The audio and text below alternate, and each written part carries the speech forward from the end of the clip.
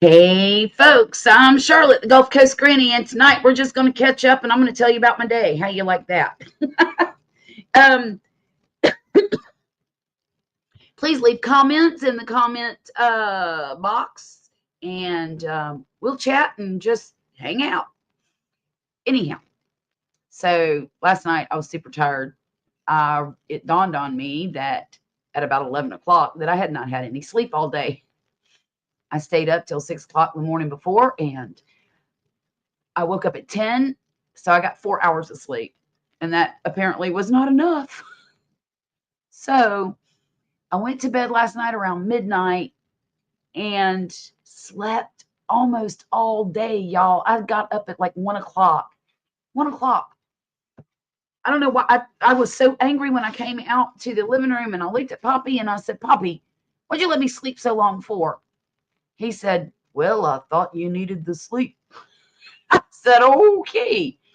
So, anyhow, that's how that went. I got to send a link to my buddy Grumpus. If y'all will give me 1 second to get that done, because I am not really great at multitasking.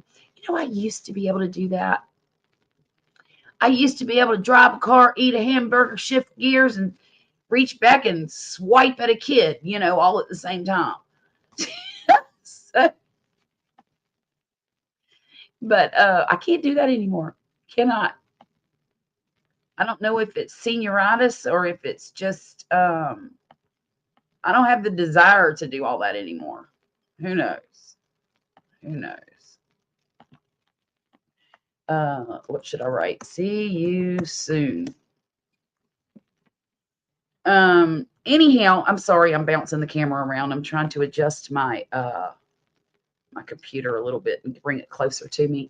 Hey Debbie, how are you doing? Terry and Jessica, hi there. I'm sorry, I wasn't paying attention to my stinking screen. Anyhow, so I got up at 1 o'clock. I was getting a little scatterbrained and sidetracked.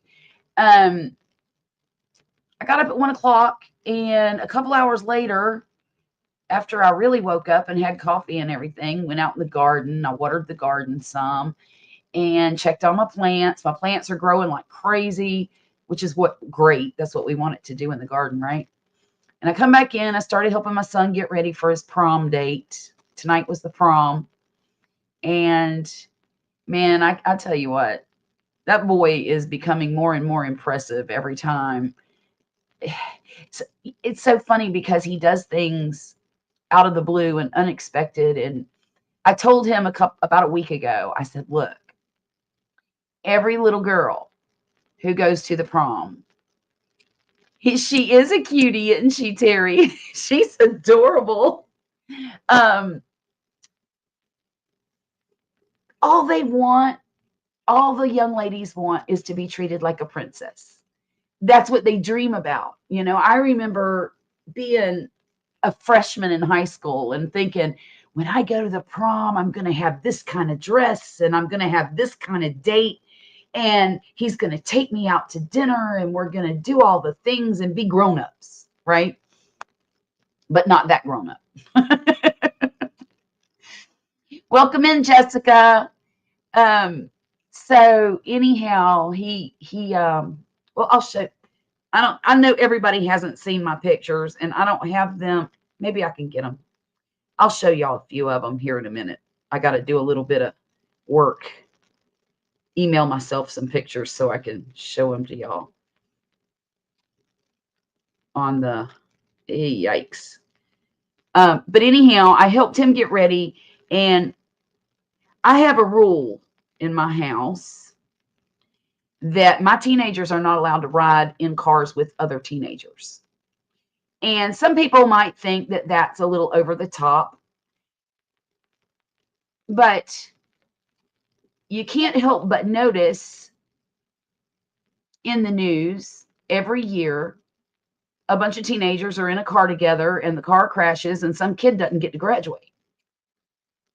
So that is my way of trying to prevent that from happening to my children. Jackie, welcome in. Thank you for coming. Hey, Jane Doe, how are you tonight? Awesome to see all of you. So that's my rule for my teenagers. They if they can't even go on a date unless they're driving themselves. And yeah. Oops, nope, I don't want to share it there. I want to share it to my mail. Um, so what we decided to do, she can drive. She's old enough to drive. My son is not. He has himself an older woman. She's a junior in high school and he's a sophomore. And so I'm going to really lose my train of thought here trying to get these pictures. Let's see, share. Um, so what we decided to do was chauffeur them. Me and Poppy, we picked her up, and guess what? Her parents were absolutely ecstatic that we were agreeing to do that. And I thought maybe they would think, oh, hey, Mona. Okay, I got you. Thank you for coming in, Mona. Anyhow, I was kind of afraid that they might think we were, overbearing parents or something like that. But I kind of didn't care because we're talking about my son here. Um, but they were very grateful that me and Poppy were taking them here, there, and everywhere. So, let me get to my email real quick. I have to download these so I can show them to you. Um, so we picked her up and we took them to the park, and her parents met us at the park, and we took all these pictures of them. And then they had dinner reservations at the place where Violet and Murphy both work. So they were able to walk across the street to the restaurant. And then when they were finished, they called us and we picked them up. We were just sitting at the Sonic right next to the restaurant, so it wasn't a long wait. And we picked them up and we took them to the prom and dropped them off. And he just called about, I don't know, maybe 10 minutes ago and said that they were ready to come home, or at least, be done at the prom. So I hope they had a great time. I really do. Let me see if I'm missing anything here. Thank you, Jane Doe. Y'all, please like, share, and subscribe to the channel. Because, hey, Scully, what's up? I'm in the process of downloading these photos so y'all can see them. And her mama said it was okay for me to share the photos. So I was really appreciative of that. I had to make sure to ask because, you don't want to be blasting somebody's kid all over the internet if their parents aren't okay with it. Okay. I know some of you who are on my Instagram or my Facebook have seen these photos already. But let's see. I'm going to share my screen.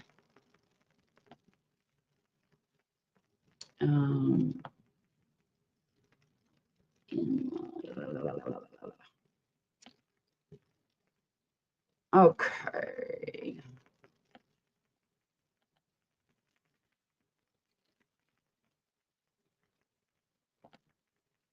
I'm so not good at this.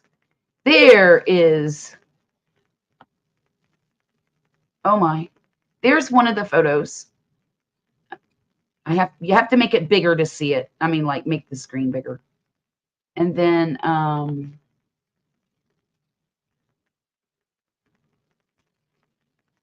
let's see. Maybe I can do it this way. Files.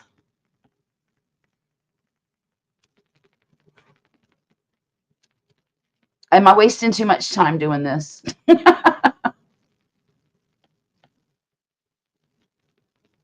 There. There's one. Oh, fiddlesticks.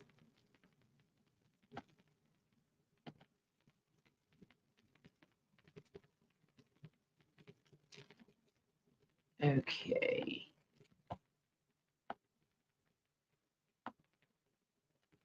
What am I doing? Y'all, I have completely goofed this up, haven't I?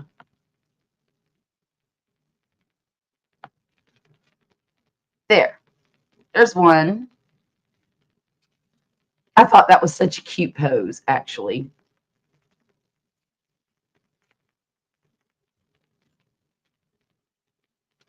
And then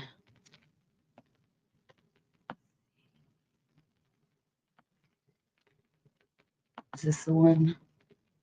Oh, I already showed that one.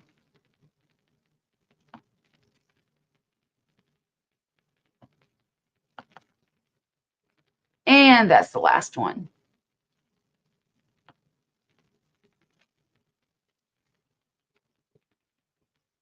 But they were so handsome and pretty and all of the things, I was really, really proud of them. But too, he opened doors for her. He helped her out of the truck because we have a tall truck. I mean, it's not crazy tall, but she's a little taller than me, and I struggle to get into it sometimes. Hey, Denise, how are you? Um, and he did. He helped her into the truck, and it was so funny because he opened the back door of the truck. She got in, and he was expecting to close the door and walk around and get in on the other side. She scooted all the way over in that sequin dress, and he climbed up in after her. And she did it 3 times, 3 times. And he finally, I looked back at him the last time she did it, and he was just shaking his head like this. I thought that was so funny. Um, I can't wait to see him after, after the thing. So if I'm asking questions to him when he comes in, y'all don't hold it against me, okay? Because I'm like an excited mommy trying to figure out if he had a good time or not. So what's everybody been up to this weekend? That was my day. That was basically my day. Sleep and prom. Poppy did take me to get tacos, and that really improved my mood a whole lot. I don't know why tacos do that. Why? Why? So I've been eating low carb, right? So I only ate one of the tortilla shells. They were the soft tacos, corn tortilla. I ate one, and then the other one, I just laid it open and picked all the meat and cilantro and onions out of it. So I don't know, they're just regular sized taco shells. They weren't the big ones. So that was probably what, 12 or 14 carbs. So that's not too bad. And I drank unsweet tea. Blech. Gross, gross, gross. It actually wasn't bad. Honest. It was not. It wasn't terrible. Because I have a preconceived notion of, hang on one second, of unsweet tea.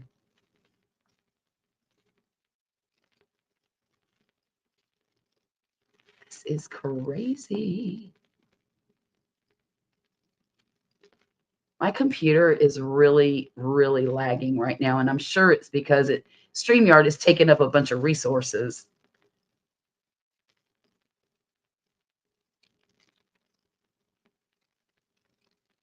There. Hey, Crafty Gypsy, how are you? Um, y'all, I haven't done any crafting since last night. I tried to make. God, I was having a devil of a time on Jackie's stream last night trying to make these strawberries for my Tanner, the Triceratops. The Triceratops. There's another one. There she is. I got 2 made, and I was trying to start the third one, and I got so completely overwhelmed, and so I just put it down and said, "Okay, that's enough. I'm going to get back to it when I'm feeling better." Grump is on fire. Hey there. I am a tea snob. I'm a tea snob. Grumpus. Hey, God's Desire. Thank you guys for being here tonight. Grumpus, I sent you a link in Instagram, by the way. I know you're probably out taking Mrs. Grumpus to dinner, which is nice. Poppy took me to dinner. Look, I needed those tacos so bad. I only had two, one with the shell and one without. But it was nice. It was nice. The restaurant was really crowded though, and I couldn't figure out why. And then I found out that the baseball team had just gotten back from an away game or a tournament or something for the baseball team at the high school. Well, the high school is right across the street from the restaurant. And that restaurant is a big hangout for people. Like after football games, everybody goes. After any kind of practices, like band practice, football practice, everybody goes to this restaurant. And I thought we were safe because it was like, oh gosh, we just got home like 30 minutes before I went live. So we got there at maybe 8. And I figured, but of course, people aren't going to be eating at 8 o'clock and it won't be packed. It was packed. And so it was kind of loud, but you got to expect that whenever the restaurant's completely full. Y'all are saying hi to each other. Nice. I am so, so, so happy that my garden is done. No, it's not 100% done. I told somebody not long ago, it's not pretty yet, but it's functional. But it's starting to get pretty because all of the planters have soil but one. We're getting the soil for that tomorrow. We were supposed to do it today, but I slept. So we're going to get up first thing in the morning and go get the soil that we need. And I'm going to get some black fencing because we need to add a layer of fencing to the top of the fence posts. I'm trying to y'all haven't seen it yet. I don't know. I posted a shorts video of the garden in the rain. So if you saw that, you know what I'm talking about. The very back of the garden, there's 6-foot posts back there because we're going to make an arbor out of it. But the fence only goes up 50 inches. So I need another 22 inches. And the beans are already starting to poke up over that 50 inches. So there's that. I really need to get that fencing on there tomorrow so that the beans can climb and, do their thing. I think what we're going to do too is get the posts for the arbor. I only need 5. And then we're going to, I've got 1 cattle panel left. I need to get another one. So I think we're just going to put the panel up, and then I'll have to wait until next week to go get the other cattle panel. But that's okay. I mean, now that things are planted, we can kind of take our time as long as my beans have something to climb on. Well, I've got candy roaster squash out there too, but it's not growing super fast. And I know what's going to happen. It's going to take its time until it hits a certain point, and then it's going to go crazy. I know that that's going to happen. But I got my honey nut squash planted, and they're just little tiny versions of butternut squash. And the vines only get 3 or 4 feet tall. So they're going to be growing on the shorter part of the fencing. And 3 of them have come up so far. Oh, Izzy, that's horrible. Whose barf? Yours or somebody else's? Oh, gosh. Blech.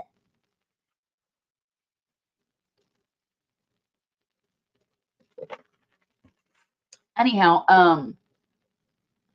yeah, I'm real happy with it. I did have to leave one of my garden beds completely empty. And it's making me crazy because I want to put something in there so badly. Oh, the yarn is yarn barf. Izzy, I thought you meant real barf. Well, at least it's not a mess to clean up. I mean, it's frustrating, but it's not a mess. Renee, hi, welcome. Thank you for coming in tonight. That's so funny. I thought you meant real barf. Good grief.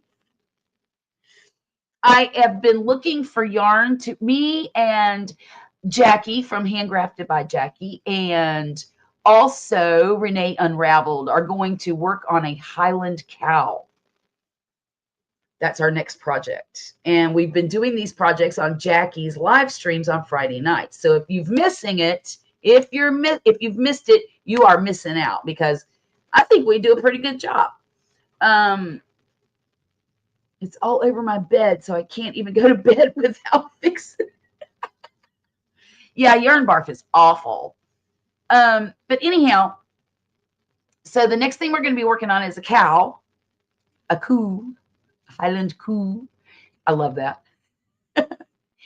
And I've been shopping for yarn for it. And I found some cotton that I really like. I think I might use it because it's super soft. But I also found a bamboo. The problem is it's a 3-weight yarn. And hey, honey, kids are home. How was your night? Did you have a good time? It was all right. It was all right. Okay. Were you bored? Yeah. Oh, he said he was bored. You were with the most beautiful girl there. How could you be bored? Don't tell me she was out flitting around with all of her little girlfriends. Kind of. Really? Well, they were both complaining about the music because they did not play any couples dances. They were playing all that hip hop crap that those little girls like to bounce around to. Yeah, it was just pop. Just pop music? Yeah. So no getting cuddly music? Maybe they did that in music. There was what? Twerking music. Twerking music? Yeah. Does anybody here know how to twerk? Because I don't. Did you twerk? No, I don't think I can. He doesn't have. He don't even have any booty. He couldn't twerk if he wanted to. Bill Loop says he's twerked before. I remember that. Oh my goodness, Belt Loop. I remember that. I was there. I was there on that live stream. So that was, but dinner was the best part, you think? Yeah. Yeah. Okay. No, there's no way I could twerk if I wanted to. I had a twerking competition. I was the only one that twerked. My golden retriever twerks on the wall to scratch her back. That's great. That's great. Maybe I could try that whenever my back's itching. I could get up against the wall and twerk. Yeah, I think you won, Gary. I do. I think you won. So apparently the prom was underrated, but the dinner is fantastic. What did y'all have for dinner? Some steak and I had truffle mac and cheese. Ooh, truffle mac and cheese. She had rosemary fries. She had rosemary fries. And then we got a creme brulee. And they got a creme brulee for dessert. What was the main course? Steak. Steak? A filet? Yeah. Woo! Anything else? And shrimp. Oh, it's shrimp. So my boy knows how to take a girl out to dinner, right?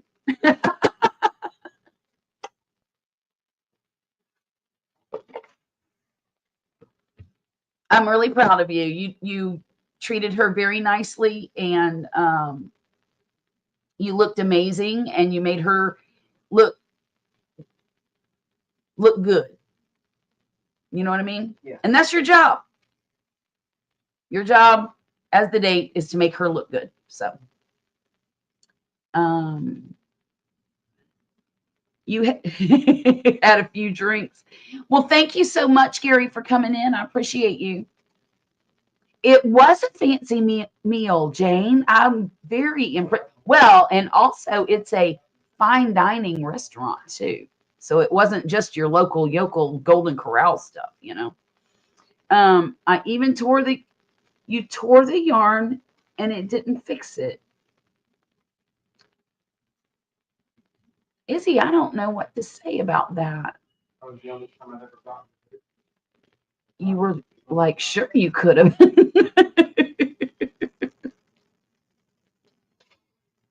Always good to see you. Have a great weekend. You too, Gary. You have a wonderful weekend. Um, oh, well, just cut the knot out and then tie them together and ball it up from there.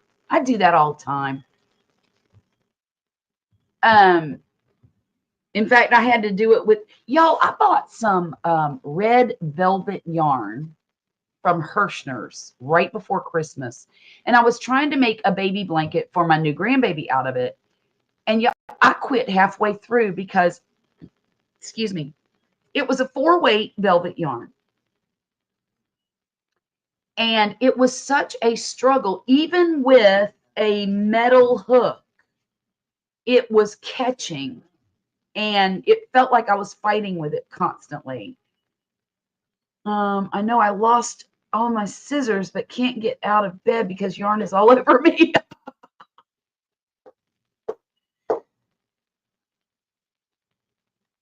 It is the best to unravel for me. See, I didn't like working with it at all. Now, I've had other velvety yarns that were much nicer than this yarn, and I hated it too because I really, really like Hirschner's yarn. You got a ball winder, yay! You know what? I went my whole life without a ball winder until about maybe 3 months ago, maybe 4, and I bought myself one. And that's probably been one of the best purchases for yarn crochet that I've ever made. That and my yarn holder. It's like this hook thing and it has a magnet on it and it just lets the yarn spin as you're working. And I love that thing. Now, it's not great for on the go projects, but it's not that big a deal. I'm glad you got your ball winder though. That's going to be a huge win. A huge win. Yeah, I like mine too. In fact, this yarn here that I'm using to make my cardigan with, I balled this up on my ball winder because they sent it in donuts. And I don't care for donuts because donuts fall apart. You know, the little round, they're like round like this and they're kind of flat and squatty. And then they have the tag running through the hole, or the yarn band is running through the hole. And they always end up falling apart.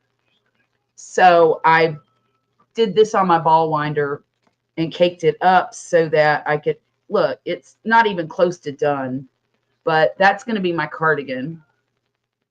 It's kind of wrinkled right now. I haven't gotten very far on it, but that's okay. I'm not in a great big hurry. It's going to be, excuse me, it's just going to be like a shell. That's not the right word. Just something to cover me up and hide my arms and my menopause gut from from my tank top, because I like to wear tank tops in the summertime with a long skirt or longer skirt because it's cooler. But I wanted a lightweight sweater to go over my tank tops because I can't stand to expose my arms. And I don't know if that, I've kind of always been that way. I don't like to expose my arms. Okay, Izzy, come back if you can catch a breath from out from underneath all that yarn. Hey, Manuela, how are you tonight? Thank you for coming in.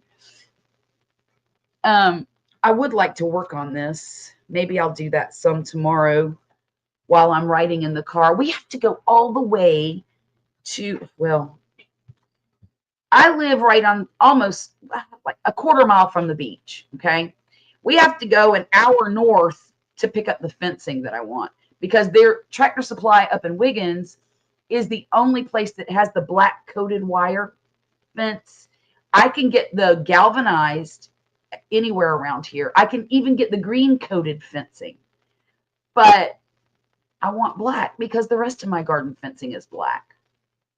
I guess I could buy the galvanized and paint it like I did with the cattle panels, but that'd be a real pain because it's flimsier than the cattle panels, so you can't just stand it up and paint it. But yeah. Oh shoot! Look at me. I'm sorry, Grumpus. Welcome, my friend Grumpus, to the stage. I apologize. I No got off on problem. the tangent. No Oh gosh, I'm problem. so sorry. How are you doing tonight? I'm doing good. How's everybody in chat? Looks like they're doing okay, except Izzy's drowning in yarn. Well, I heard that. Yeah. I tried to visualize that, but I couldn't wrap my head around it. Oh, that's like my dream in life is to drown in a bunch of yarn. You know?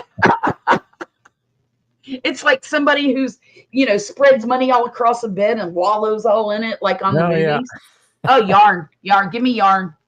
But how's your garden coming along? It's coming along pretty good. We got a earlier start than normal. Good. So we've got most of the beds planted. I got moonflower seeds about 2 inches up now, 3 inches up. In fact, we stuck a trellis over it today. Oh, good, Or good. not a trellis, but something for it to grow up and wrap around. Right. And I put it right next to one of my vertical supports on the trellis. So if it starts getting long, it's got something to grab hold of. Got somewhere else to go. So it should be able to come up and come over. Oh, that's going to be so nice. So, oh my gosh. And the scent is going to be out of this world. Vicky's pretty excited about them.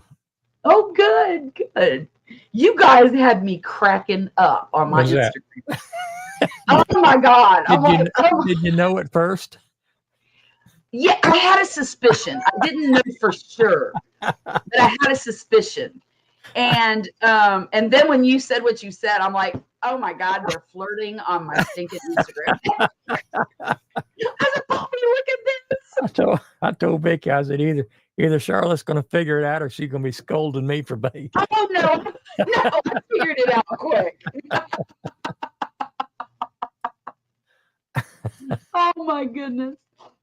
Oh gosh, but I got another rose blooming. Oh, y'all. I get so excited when my roses bloom. The first one of the season was a really pale lavender color rose. And that's the one I put in my shorts video. And then the next one that I posted, I think this morning, either yesterday or this morning, I can't remember, but I am not kidding you. It is this big. It's as big as my face. Wow. Almost. I mean, not my whole face, just this part of it. But it's orange and it's fantastic. It's a climbing rose called Tangerine Skies, and I love it. So the third one that's growing is Twilight Zone. Y'all, you're not going to believe it when you see this flower. It is the deepest, most gorgeous purple. It's so beautiful. Now, it's not super large. Yeah. But it blooms in clusters because it's a floribunda. And but it only blooms one flower at a time in the cluster. I mean, well, not really one at a time, but you get the center one that comes out first, and then the babies on the side come out. And I've got a couple of them blooming. Oh yeah, Manuela, blue roses have the most wonderful scent of all of the roses, I think. Yeah, I don't have any roses, but my hibiscus have been going nuts. Your what's going nuts? My hibiscus have just gone crazy. Oh, yeah. You know what I would love to get is a camellia bush. Here. But I need a big one. Oh, look. That is so pretty. Well, it's kind of hard to see they are happy. Yeah, they've been going nuts. She had like 7 blooms on one day. Oh, wow. You know what, Grumpus? I forgot when the water lily blooms. Whenever it feels like it. But I mean, I can't tell you when because I never know. I look out there in the morning and it's there, and then that evening it's gone. Well, that's the thing. I don't know if it blooms in the morning or the evening. I'm going to assume morning because I usually miss it too. One of these days, though, I'm going to catch it. I'm going to take a picture of it. I might even take a video of it because, I mean, you probably take a video as I see them dying. Well, one of them is starting to climb out of the pot. And I know I need to split it and give it its own pot. I know that. But I don't know if I should do it now because it's already got the leaves and everything on it. Do it. Really? It'll be okay? You can hardly kill them. Awesome. Okay. I would take a serrated knife and just split that sucker right down the middle, roots and all, right through the root Right. ball, and repot them up. Now you Okay. get the roots in water, right? The roots are in What? water. Are the roots in water? Can you hear me? I'm struggling. All right. Well, let me see here. Let me check a setting. And I looked at mine, and I'm all the way up on my computer. Testing, testing. So is this any better? Yes. Is that about Yes. right? Yeah. Yeah. Okay. I might just be going deaf. Apparently, it's a family trait. So my dad Well, told me the other day. I've got mine bare rooted, and I just shove them in a where I want them, and put a couple of big rocks around it, just enough to anchor it into place. Oh, okay. They're not in pots. They're not in soil. Well, now I'm not talking about the ones that you sent me. I'm talking about Oh, the water lily. the water lily that Yeah, I you can split that anytime. okay. Okay. Because I do have the ones you sent me. What are they called again? Bog lilies. Bog lily. Right? Yeah. Those are in a pot too. Maybe I should take them out and just put them in the rocks. That's how mine are. We'll see. I just jab them in a crack, and if they fall over, I prop a rock in front of them. Well, I've got mine in my filter. Okay. So there's that. That's where I put them. I put them in the filter of the because it's more shallow, because I have a lot of filter material in there. So I just set the pot on top so the water goes through, etc. So on your water lily, you got it planted in what, a rectangle pan? No, it's in a nursery pot, basically. Okay. It's kind of small nursery. It's about this big around. Okay. 12 inches or so. Okay. And it's not super shallow. That's what I need. You need like a bus boy. Yes. Is what you need. And plant it in one corner and aim that rhizome to the other corner. To the other corner. Okay. Okay. And then when it Will hits, they cross each other if I do it that way? If I put two in there? I've never tried that. I don't know why it wouldn't. Yeah, I don't know why it wouldn't either. But generally, I would put one in one corner, and then once it hit the other corner, I'd cut it in half. Okay. I cut that rhizome in half. The good end I would repot, and the other one I just leave it in there and see if it'd take off. And usually they do. Yeah. Well, the one, I started with one. Yeah. And I guess it was in there for maybe 18 months or so. And I dug it up, pulled it out and looked at it. And it was big. It was really big. So I cut that one in half and I separated them. And now it's been another about 18 months or so. And I noticed just the other day, I was looking at the fish and looking at all the stuff in there. The one fish. Still. But I noticed that here's the edge of the pot, and the plant is like right here. We had to climb out of that pot. It's trying to. It's trying to. But the nursery split them all summer long. Okay. Okay. Well, that's good to know, because I'm going to do that. I've got enough pots I can do it. But you just need enough to keep it from floating out of the pot. Mm-hmm. Mm-hmm. So, you could stick it in a nursery pot probably with just gravel, and it would be just fine. But you want enough clay in there to weight it down, and something that'll hold your tablets when you feed it. Right. Right. You don't want those leaching out in the water any more than you have to. Because turn your water green. Yeah. It's fertilizer. Yeah. Tell me. That's something I want to do this year too, is create some kind of cover for the pond so that the sun is not beating down into it, because I get a lot of algae from the sun, a lot. And the water is just as do. What are you trying to do? What am I trying to do? To clear it up. To clear the algae up? Yeah. Nothing. Is your water green? The water's not green. when it comes out of the thingamabobber, Yeah. you can wash your face with it. It's so Okay. clean. Let it go because that algae is helping keep the water clean, keeping the water Okay. clear because it's filtrating the water. Okay. And you're going to have algae on the sides no matter. You can't beat it. You can't fight it. Okay. Okay. Well, it's not all over the plants. It's Now in the springtime, you talking about the string algae? no, I don't have that this year. Okay, I've had all it right. before, but I don't have it this year. As soon as that water warms up, that stuff will go away. Okay. Okay. I didn't have, for whatever reason, I did not have any this year. But I you got, fought it like crazy last year. yeah, you got two kinds of algae. You got suspended algae This and is the yeah. fibrous algae. The suspended algae is like a one-celled plant. That's Okay. what turns your water green. Now the other algae, I mean, you go out in nature's ponds, it's going to be your algae on the rocks, on the bottom, Right. and that Well, this is just on the sides and the bottom, and it's just Yeah. like being this. And the fish eats it. yeah, the fish waller in it. It gives us something to pick at. I mean, you may not like the looks of it, but you can't. You're not going to beat it. That's Mother Right. Nature. But if Well, your water is clear, as long as the water is clear, that's really that's the biggest thing yeah. to me. I mean, I've got sludge in the bottom of mine that the turtle gets down there and tries to hide in it.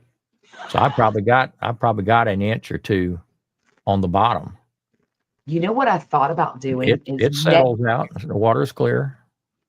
in the fall. I hate to do this, but I want to do it so bad.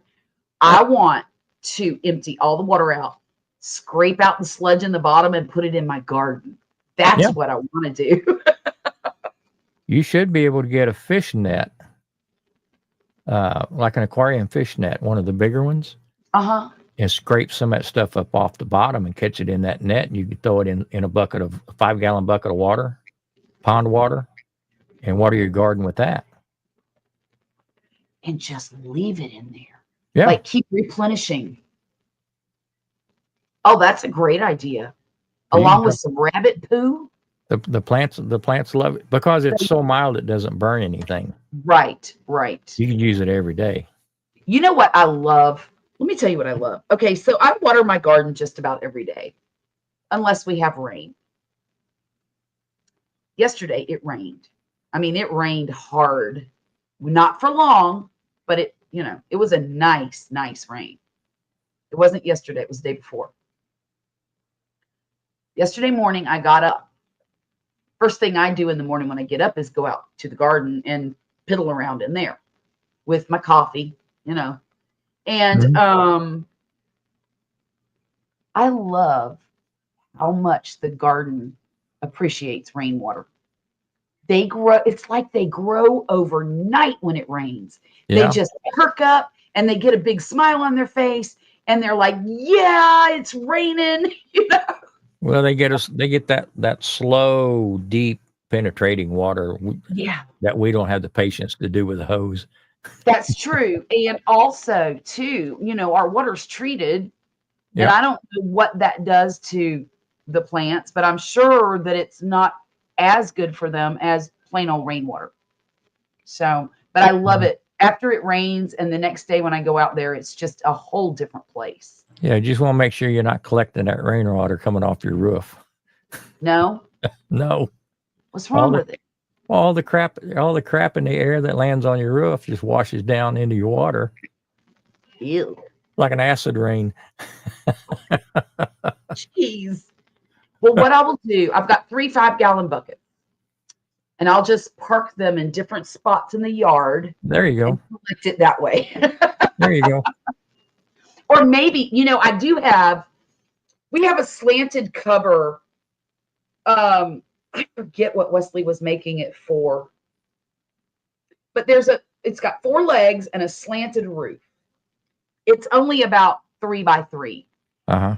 What I use it for, I've got it up next to the chicken coop and I stick the container for the chicken food under it so that when it rains, the rain can't leak into the chicken food. Okay. Gotcha. It basically just protects the food. Yeah, yeah. And I could probably put gutters around that. Probably could. Because it's under the oak tree and there's really not a lot. It's just wood. It's not asphalt. It's I not. mean, you could hang a tarp someplace and Oh, just pull the corner down into like a funnel and let it drip so it can catch all. We just catch it and funnel down into that bucket. that's a great idea too. Yeah, I have a tarp. You could you could flip Wesley's boat over and probably collect a lot of water.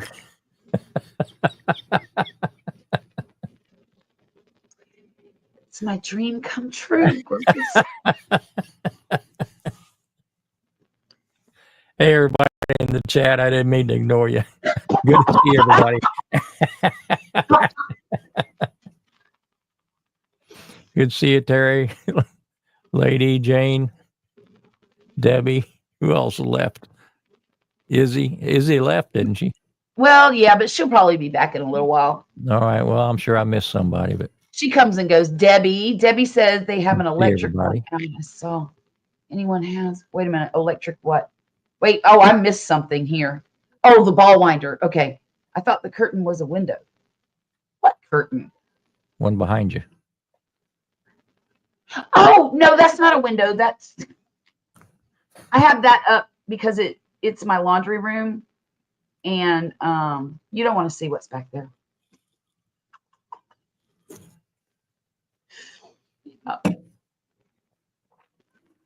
It's kind of a mess. It's just very crowded room because I have my freezer in there and the cat litter box and a lot of stuff's in there. Tools, gardening stuff, blah blah blah blah blah. I just had Poppy put a shelf up on the other side of this wall to put all of my gardening seeds and stuff that I don't want to leave outside is on that shelf. Excuse me. And it is so nice to have that shelf. I can't even tell you. Well, plus he had all of his batteries and the chargers stacked up on this one little tiny cubicle type thing. And every time I would do the laundry, I'd knock one of them off and he would holler at me and get mad. Well, you need to be more careful. I'm like, you need to move your crap. Isn't it amazing how many chargers we acquired? Oh my gosh, it is. It Seems is. like everything I buy has got a charger to it. None of them is interchangeable. Man, Grumpus, you got to go get you one of them weed eaters. Every time I put it in my hands, I feel like a giant. Well, I'd be pressured into using it. I don't think that's a route I want to go, a road I want to go down. Well, that is the only yard work that I do. My weed eater's in a spray bottle.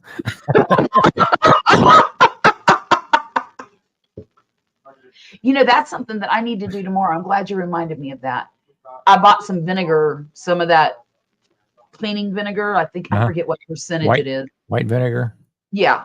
But I'm going to take it out because it's more percentage than your regular canning type vinegar. It's more than 5%. Okay? Yes. And so I'm going to take it in the spray bottle and kill all of the weeds and grass that is coming up through my cracks in the patio. Now, do you mix salt in it too? I've never done that, but I could. I've got a recipe we used at work. It was vinegar and salt. I think there may have been one other thing in it. But it knocked all the weeds down off the fence. We got a chain link fence. You know how the weeds grow up in it. It looked like I'd poured kerosene on it, but it wasn't black. So I'll find out what that recipe is. Yeah, do that because I'll use it. I don't like to spray anything close to the garden. In the backyard, I don't care, but especially near the fish pond or near the food, I don't like to spray anything. The only thing I spray is Roundup. And that's back into pathways and stuff like that. And I use a good coarse spray. It's not really a mist. It's a real heavy. Just not quite a stream. Yeah, big drop. That way it doesn't blow around. I can put it right where I want it. Now, where we generally walk, I mean, we keep any weeds or grasses trampled down. Yeah. But, along the fence, stuff like that, where you don't walk. You got the neighbor's grass creeping up under it and all that Mhm. kind of stuff. So about 2 or 3 times a year, I'll go ahead and hit it. Well, I went out and looked at my cucumbers this morning. I already have little baby cucumbers that tall. No kidding. I couldn't believe it. And it's still I have- April. Right. I have little tiny baby oranges this big on my plant, on my orange tree. They're tiny. Terry's maybe- got it. Terry's got it. It's vinegar, salt, and dish Vinegar, soap. salt, and dish soap. Okay. Dish soap makes it makes the water not bead up on the leaves. Okay. That makes Just the sense. fact that, yeah, That Yep. makes sense. I don't know Terry, you know the ratios? So do you add water too? Or is it just vinegar, salt, and ooh. Okay. What are you doing?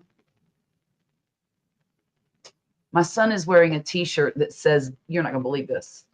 Have a Coke and a smile. Do you remember that? Yes, I do. I love Well, that. that's retro. Isn't it? He also has one. It's so funny. I laugh every time I see it. It's a picture of Martians, aliens, whatever, and a little girl. And the caption on it says, Jenny's new friends. Yeah. Jenny's new friends. And I don't know why it kind of hits me so funny, but it does. Every time I see it, I'm like, God. So I laugh. But anyhow, yeah, have a Coke and a smile with a smiley face on it. Come here, look. My favorite one says, yeah, See? yep, that's retro with the peace sign and everything. And the bees. Isn't that crazy? My favorite one says, fart when people hug you. It makes them feel strong.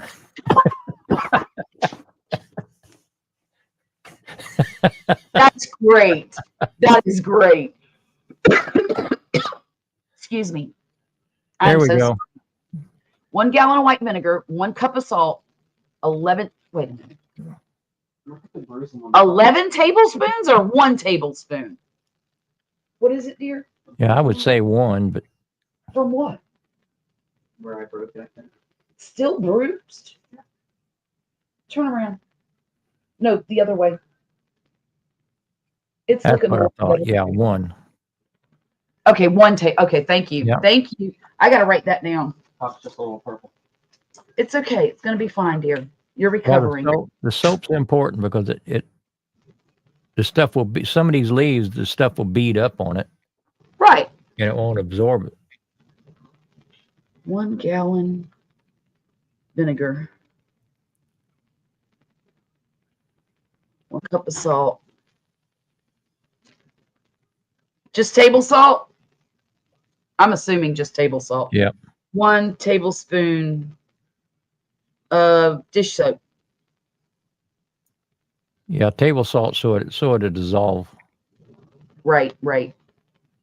Thank you so much, Terry. Look here. I'm going to stick this bad boy on my computer so I'll never, ever forget it. See, I have sticky tabs. Yeah, I do too, Terry. That's usually where I spray is around the pits and The pits and smokers. Okay. smokers and all them little areas you can't get into with a mower or you can't get into with a weed eater. And I get tired of bending over and pulling them. Right. Grumpus, take over for me for a minute. I have to run to the ladies' room. All right. Enjoy. Thank you. Yeah, Terry, I use that same recipe around our shop. The chain link fence and stuff that have been growing there for years. And I hit it 1 week and I waited 2 weeks and hit it again. And it knocked everything down for the whole summer. So that's a pretty good recipe. You've been feeling better, Terry?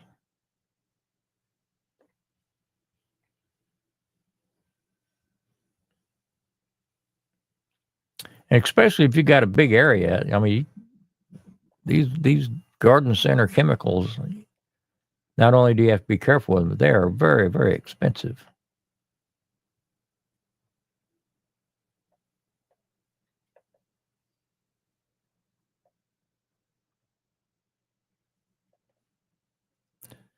Looks like I jumped on here and changed the subject on everybody. He was all talking crocheting and yarn and stuff.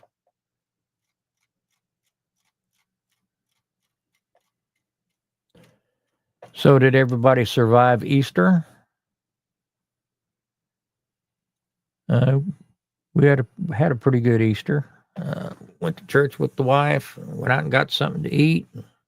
Took her to a nice little steakhouse. We just kind of fiddle-farted around the whole day. Didn't get a whole lot accomplished other than just, spend a little time together.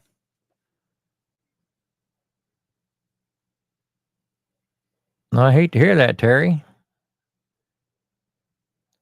Just seems like there's no end to that stuff, is there?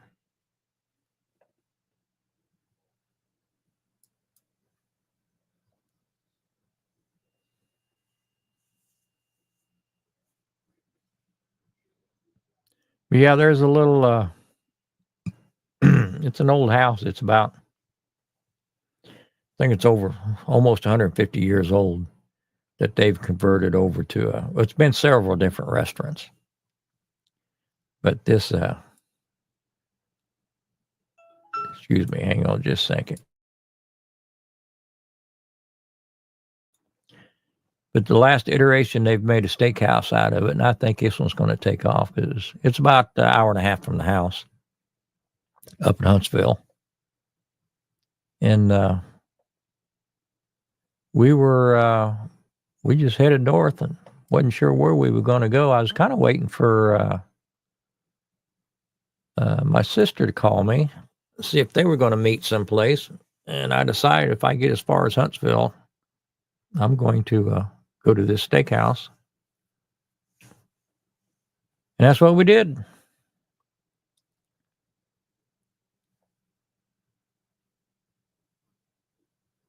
Thank you, Jane. I hope you guys had a good Easter.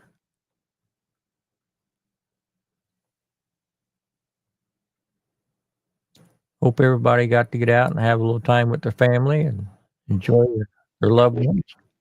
Indeed. You know what I did for Easter? What's that? Absolutely nothing. Well, and it was wonderful. Kind of what we did. I was just telling them while you were gone. Went to church with Vicky, and we were going to maybe hook up with my sister and all of her kids. Nice. I didn't hear from them, so but I thought maybe they were in church or something. So I hit I-45 and headed north, and I said, if we make it as far as Huntsville without hearing from them, I know where I'm stopping. We made it to Huntsville, and that's where I stopped. It was really nice. Good. Spent a nice day with each other and didn't do much anything else. Very good. So what'd you have for dinner tonight? Oh, I'm ashamed to even tell you.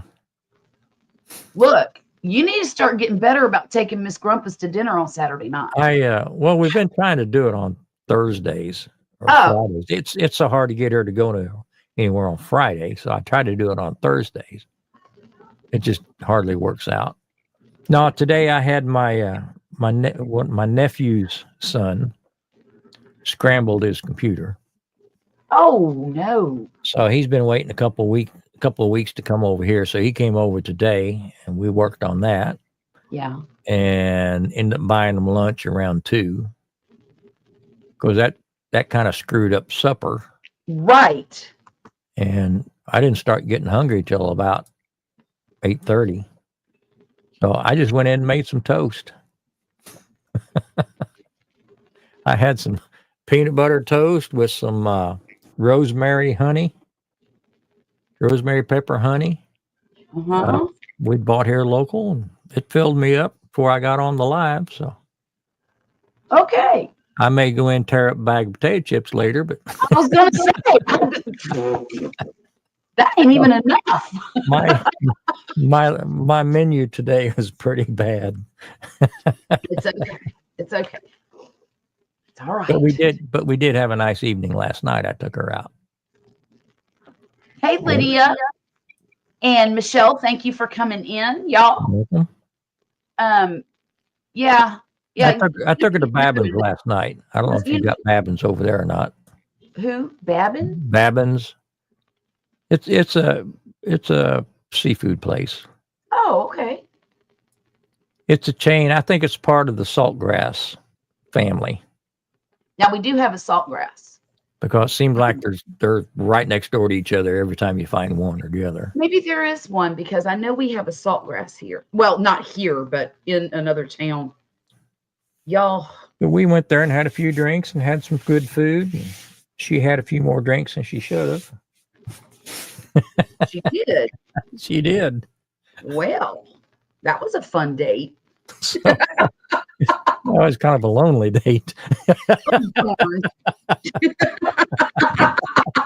She did fall asleep. I had to help her in the house. Oh, no. Oh, no. I've been there, done that before too. So it happens. It just happens sometimes. Sometimes Goodness gracious. I saw it happen and just let it happen. Right? Terry bought a case of Buffalo Cheetos, about 34 bags. Hey, we're on our way. I don't even like Buffalo Cheetos. Blech. Of course, I am such a purist when it comes to food. I like regular Cheetos. I don't want anything else on my Cheetos. I want Cheetos with my Cheetos. Coffee. I don't like a lot of flavored coffees. I want coffee and cream in my coffee. Yep. And brownies. Don't put no nuts in my brownies. I didn't buy nuts. I bought a brownie. I want icing on it because that doesn't make it better. A brownie stands alone. A good one does, yeah. Yeah, ice cream. I don't want all that crap in my ice cream. I should not have to chew ice cream. But I'm just kind of like a purist with it. Yeah. Maybe I'm just weird. I don't know. It sounds like you don't like surprises. I don't like surprises at all. At all.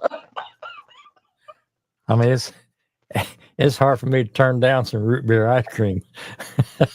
Root beer's fine. I mean, you don't have to chew root beer ice cream. No. But I don't want brownies and nuts and a No, piece I of don't like all the cookies and all that stuff mixed in. I don't like all that in that my at ice all. cream. But some of that caramely stuff they'll stir into it. I kind of I like that. I like the caramel. I like a line of root beer running throughout it or whatever. Yeah. Fine. That's fine.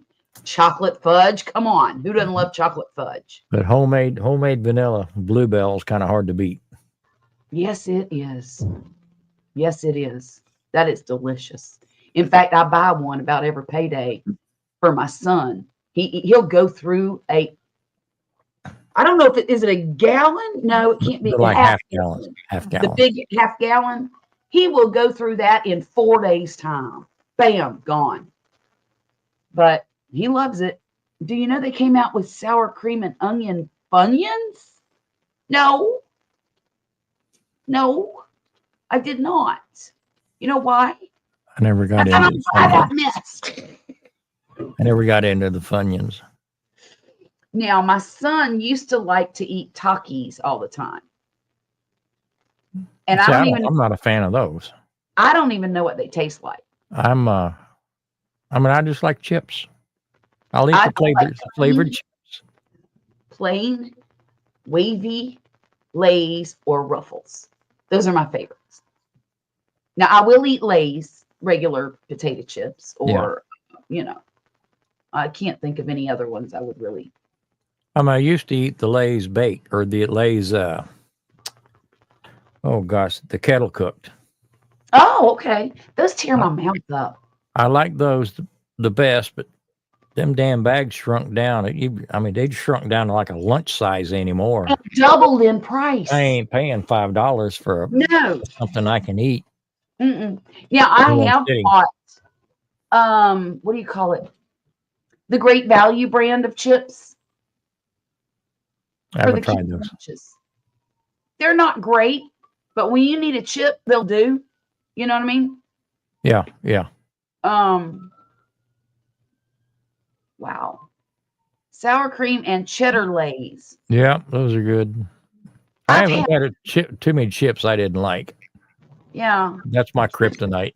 yeah. That's probably the worst thing I could eat, and that's all I crave. Oh, what about pretzels? You like pretzels? They're all right. Meh, meh. Flamin' hot Funyuns are good. My kids really like what's the name of it? Hot fries. What? Who makes those? The little animal on the bag. Honey, who makes the hot fries?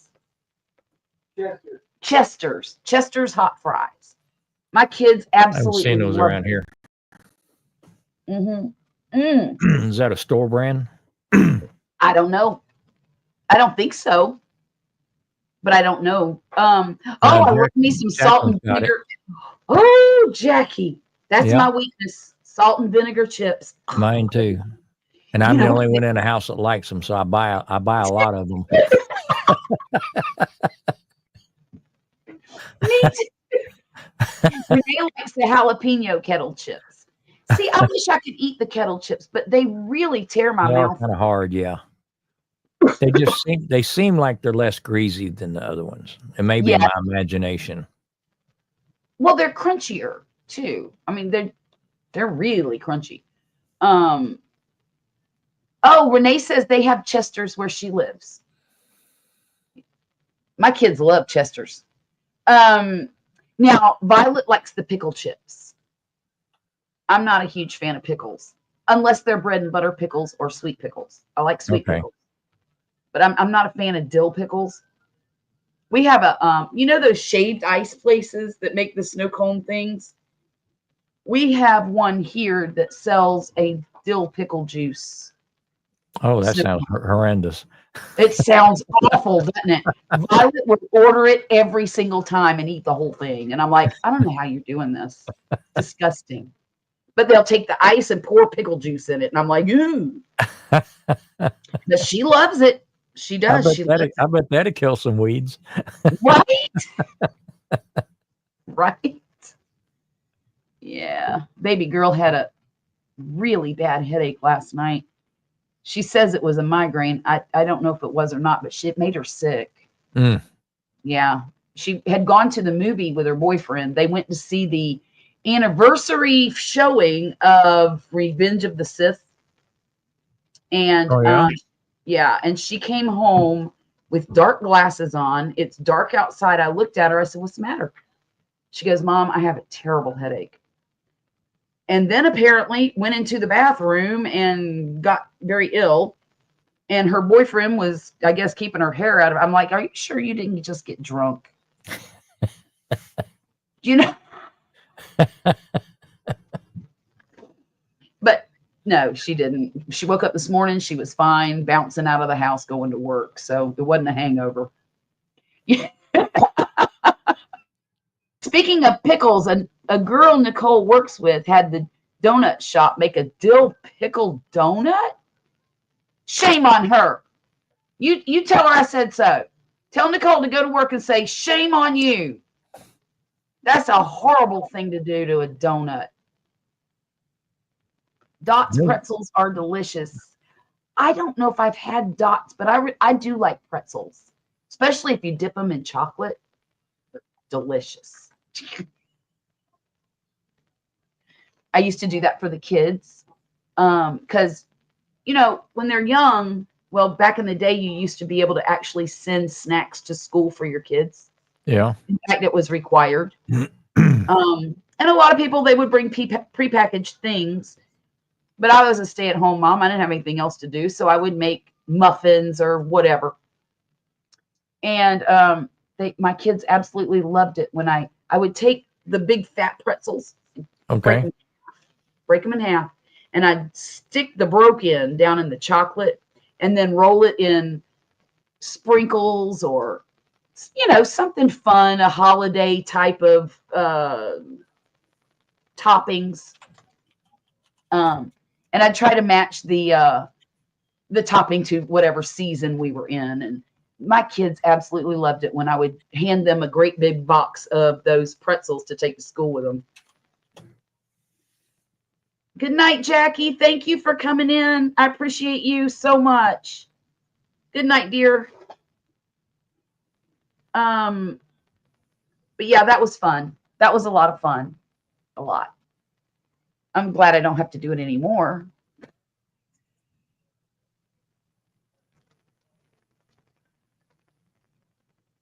Yeah, Chesters are pretty good. Yeah, yeah. Let's see. Okay, I'm caught up on my chat now. Do they have any whiskey cake restaurants over your way? I've That's the never name of heard the of restaurant's called Whiskey Cake. Mm-mm. And they make a whiskey cake. And it is so decadent. It's kind of like a chocolate, deep molasses, bourbon thing. They bring it out to you with caramel sauce and whipped cream. I'm done. I brought a piece of that home the other night for Vicky, and she took it to lunch and said it was just delightful, just phenomenal. That sounds so amazing. It is so good. Oh, see, this is not it. But this No. place has a wall of whiskey so Yeah. tall you climb a ladder to get to the stuff. I mean, I'm talking probably 14, 15 feet in the air. Oh, wow. And I got typical bar food, but they've got it's high end bar food, so you can get duck wings. Oh, shut Mussels with all kinds. It's one of my favorite go tos. But I need to move to Houston. well, that needs to be on your must. Restaurants over there. Got to be one of your must stops when you come this way. I have to stop at least when I go to Santa Fe. Yeah, you're going to have to. Definitely. Okay, there's one in Dallas. Wait a minute. Okay. There's a couple of them here in Houston. Houston is way too busy for me. I could never show up there. But I didn't know if they'd gotten as far as, Biloxi or something like that. Let me see if I can find the closest one to me. If they've got pictures, you can see the big wall of booze they have. I do. I see it. It's really impressive. Wow. Wow. Okay. Change location.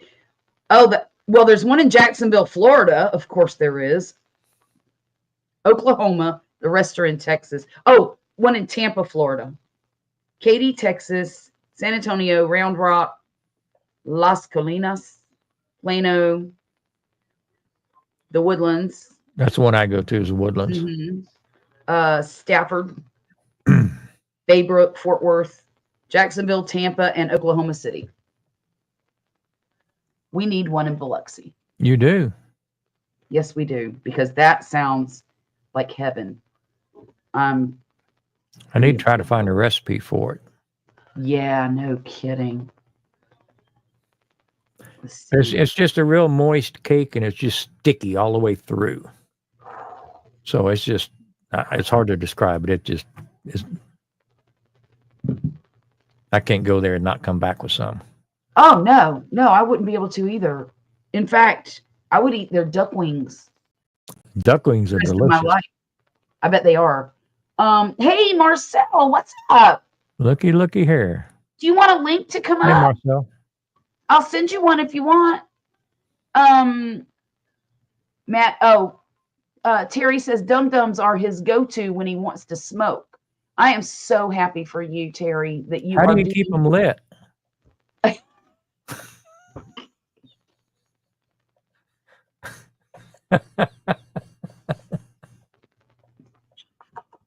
It's too easy.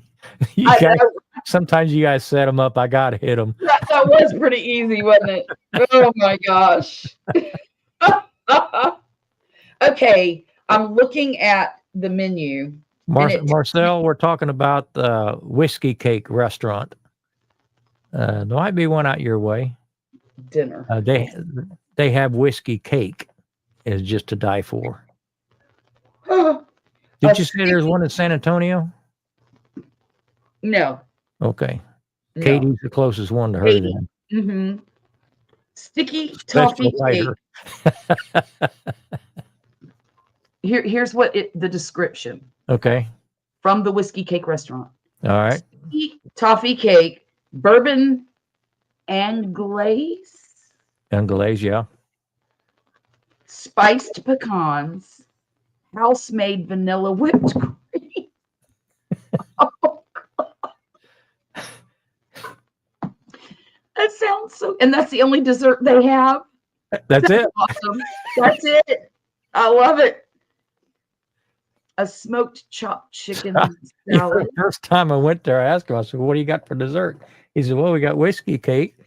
And I said, what else you got? And he said, we got whiskey cake to go. That was Whiskey my cake. two You know what it choices. Okay, Marcel, I understand. How are your puppies doing? Did you see that she got two puppies that she rescued from the chopping block? I heard, but I haven't seen pictures of them or anything. Yeah, they are so cute. Well, that's because you're not on Facebook. Well, that's true. You know, I'm not ashamed to say it. I know. I've heard of it, but I'm not sure where the closest one is. Katy, Texas. Yep. Katy, Texas, Marcel. Katy, Texas. How far is Katy from you, Marcel? I'm going to guess an hour and a half. Ooh, that's a ways. And Marcel's about halfway from, I think she's about halfway between Houston and San Antonio. Maybe closer to San Antonio. Probably. Well, I can't move to Texas. Just for cake? Not just for cake. All the restaurants. All of them. Well, it seems like there's a nice one on every corner. And if I go to Georgia, I'll never see another restaurant again because it's in the woods and, you know, you have to drive to Atlanta to see any kind of civilization. I mean, we probably got to eat more than we should, but we do it because grocery prices have gotten so high. And let's face it, I never was a big one to go to fast food. But, you know, it used to be cheap enough. I didn't expect much. Right. Now they're not cheap and they're not fast. That's right. And they get your order wrong 90% of the time. We went to Cheddar's a couple of weeks ago. Went to Cheddar's, and their burgers, I think, were $12. And, you know, we can almost spend that much at McDonald's by the time you get a big burger and fries and a drink. Yes, yes. So, hey, Tom. There he is. Wait a minute. Well, I think the whiskey cake is probably went in after he left. Tom, have you ever been to Whiskey Cake Restaurant? Or Bar and Grill or whatever they call it? I don't remember. It might be Whiskey Cake Grill. When I looked it up, I Googled whiskey cake restaurant. Yeah. And that's how it came up. When I just Googled whiskey cake, it showed me like a pound cake recipe. And I'm like, that's not it. No. That's not it. Definitely not. Look, they have a duplicate. This is a doppelganger for my kitty cat. At the shelter. Oh Lord. Oh Lord. In Biloxi. Look, you got to see this. It's insane. Look. Is that not a doppelganger for my cat? Sure does. Sure looks like it. And here's a, look at that. That looks like my birdie, but it's not. This one's FIV positive. Great. Tom, we weren't trying to put you into shock or anything like that. We're just talking cake. Right.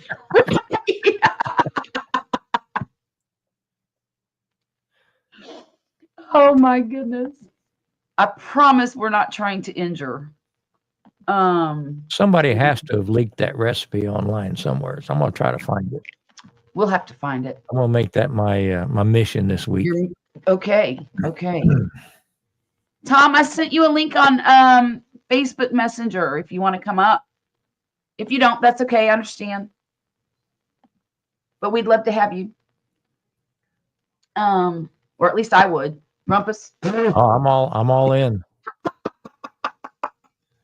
I don't want to speak for everybody here, but I need Your a finger hands- update. did you hear? I know, right? We need a finger update. I wonder if it's gotten smaller. Look, I bet the bandage has been taken off. I Think bet. so? Yeah, I'm a quarter. Yeah, that's all I got. The prom broke me. I'll bet. Look, I gave Poppy $200 to go tuxedo renting. Mhm. I thought that should be plenty. Cost $230 to rent a tuxedo and shoes. Oh my goodness. $230. Then it was $45 for a corsage. Now he bought that. Sort of. He used his card and he swiped it and he paid for it. Okay. With his money. Then I felt bad about that because I thought, God, I feel like he got ripped off so badly. You know, he goes up there to get the corsage. They apparently lost his order and they didn't have anything for him. So they had to make it up on the spot. And they charged him $45 for a wrist corsage, which was just insane. That's nuts. So I felt bad that he had to use his money for that. So I gave it back to him. And then I gave him $50 for dinner. I knew that wasn't going to cover all of it, All but right, Mom. it would help him out a little bit, right? All right, Mom. How are you going to make up for the lack of slow dances? I know, right? Right. You know, they did that intentionally to keep them kids off of each other. You know they did. But here's the thing. How are they going to do that? They can't do that. These kids are going to do what they want to do, regardless of what music is playing. You know? Jeez. Ridiculous. I love the classic birthday cake, yellow with chocolate frosting and tres leches cake. Oh, yes. Yeah. Now, I like a white cake versus the yellow cake. No, if I eat cake, I like the yellow better than the white. Do you? Yeah. I'm not a real big cake fan. I'm not either. Well, what I did with the last white cake that I made was I had this vanilla lavender honey. So I kind of thinned it out a little bit, and I drizzled that honey all in the cake. Yeah. The cake, while it was cooling. Oh God, that was really good. And I didn't put any frosting or anything on it. Just left it naked with blueberries on top. And it was delicious.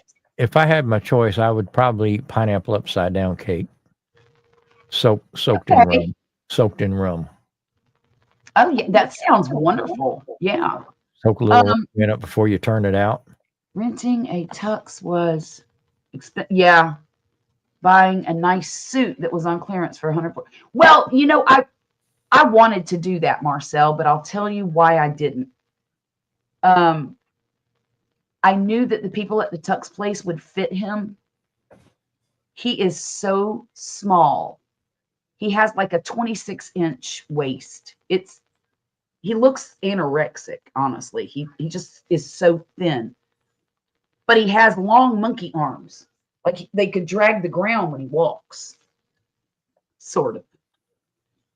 The jacket that we found for him at the tux place was the only one that was long enough that they could order in a long size and small enough to fit him.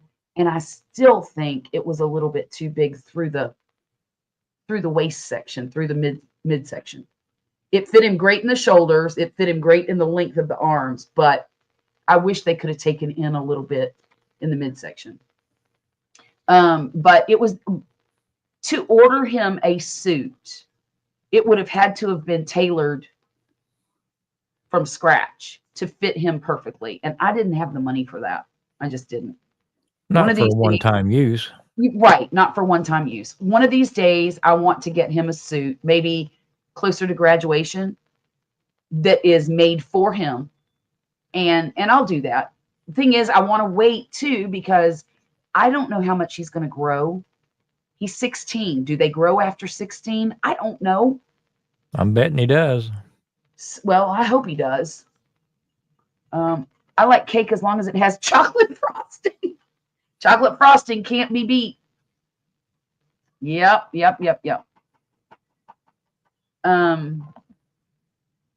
I love pineapple. Oh yeah, pineapple upside down. I love pineapple, just about pineapple anything. I haven't made one of those in quite a while. It may be time. It might be, Grumpus. Just might be. What do you do? Just, I don't even know how to make. I've never made one before. You make it upside down. I remember my stepmother used to put pineapples in the bottom of the pan. Yeah.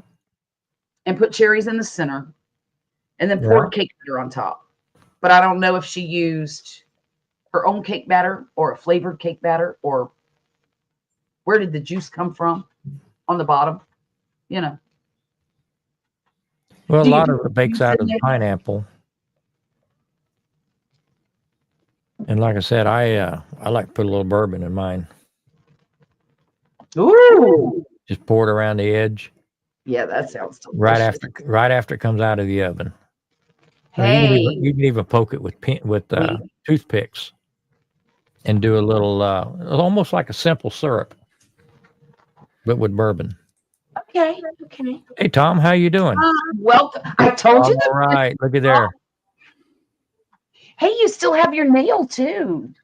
Half of it. I mean, this part over here is off. Hey, live to make another video. Yeah, it's off. Good for you. I bet that feels so much better having the bandage off. Ow, I tell you, unbelievable. Unbelievable. How's everybody doing? Okay? Doing great. Doing good. That's right, Jane. Cast iron skillet's the best. And Terry says he just uses yellow cake batter. Yeah. Yes, we use a cast iron skillet. Tom's probably made one or two of those. Yep. Yeah. You know what? That restaurant sounds familiar, but I don't think it was there when I lived there. No, this is a new outfit just showed up here just the last few years. Yeah, Well, so I wish they would show up over here. I need some of that. I was in the Bennigan's kind of time there. You know what I mean? Bennigan's was real big. Yeah, they've just about died out around here. Yeah, they have. I think there's one in the Woodlands. That's the only one I know of in Houston. I think that was Poppy's first job, was at Bennigan's. We used to go there lunchtime, and it was 2 for 1 from 12 to 7 at night. Wow. I'd go back to work. I'd be fractured. Right. And I wondered why on the bar they would put lemons. I mean, a big bowl of lemons, and next to it a bowl of jalapenos. I'm saying, what the hell? That's an odd combination. Well, after about the third round of 4 drinks apiece, still biting on the lemons. It was the Dare Bowl. End of curiosity. Oh my goodness. Well, I had one of them days from hell today. Oh Yeah. no. Yeah, just trying to, got it, a couple days ahead of what I'm trying to do. And Monument sends me out a little griddle that I wanted. So Right. trying to do a 5-minute video on reviewing it. All right. Yeah. Almost 4.5 hours later. And I still haven't finished it. I just one of them just couldn't talk. Yeah. Drop things. I dropped a screw, one screw that goes into it, dropped it, can't find it in the rug. Oh no. Just one of them days, You'll find it tonight when you're barefoot in the dark. Oh, I did already. No, I found it already. Yeah. When you're on your way to the potty, Yeah. or bathroom, excuse me. Marie says, well, we found that SOB because that's what you've been calling it all afternoon.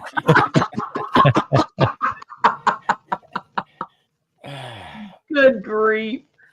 Unbelievable. That sure is a dare bowl sitting Yep. on the. I don't understand dare bowl. Double dog dare you to eat one. Yep. Oh, okay. Okay. And I ate one of the smaller jalapenos because I'm, young and stupid as hell. Yeah. I bit into that jalapeno, didn't know seeds taken out or anything. And the beer taps were right there. I bit into that joke, and my smoke come out of my ear. I couldn't see. Everything went fuzzy. I jumped over the top of that, and I opened up that beer tap, and I started sucking some beer down. Oh Lord, Terry said he bought a new toy yesterday. I'm What'd you scared to ask what kind. Don't leave us hanging. What'd you get? Keep it clean, Terry. Keep it clean. What'd you get? What's it going to cost us? Right. Charlotte, by the way, you got a handsome young man there. Doesn't she? Thank you so much, Tom. I seen the Thank pictures you today. so And much. he looked real good. I love Thank it. you. I love his tasty colors too. That they come up with that on their own between the two of them. Her dress was red, and she decided that she wanted him to have a red coat. He wanted the whole thing to be red, and I said, "That's going to look stupid." Yeah, Gonna look like pajamas. I know, right? I said, "That's just going to look stupid." So we picked out the red jacket with the black trim, and I think it really pulled it together. yeah, he looked good. He really looked good. Yeah, I admire his taste in older women. Yeah, Right? Isn't she such a cutie? She's a gorgeous little girl. the good old Bought a days. riding lawnmower with a 20 horsepower V-twin engine. Oh man, That's a lot. Vroom, vroom. That's going to be a lot. I don't even need a riding lawnmower, though. I have Poppy. I can ride him. I don't need one, but I want I one. did not mean it that way. You can't take that back. You'll be sorry later when he comes in with a red tuxedo jacket on. Well, you know what? Wait a minute. Oh, dear. I'll put this on and say I have a license for it.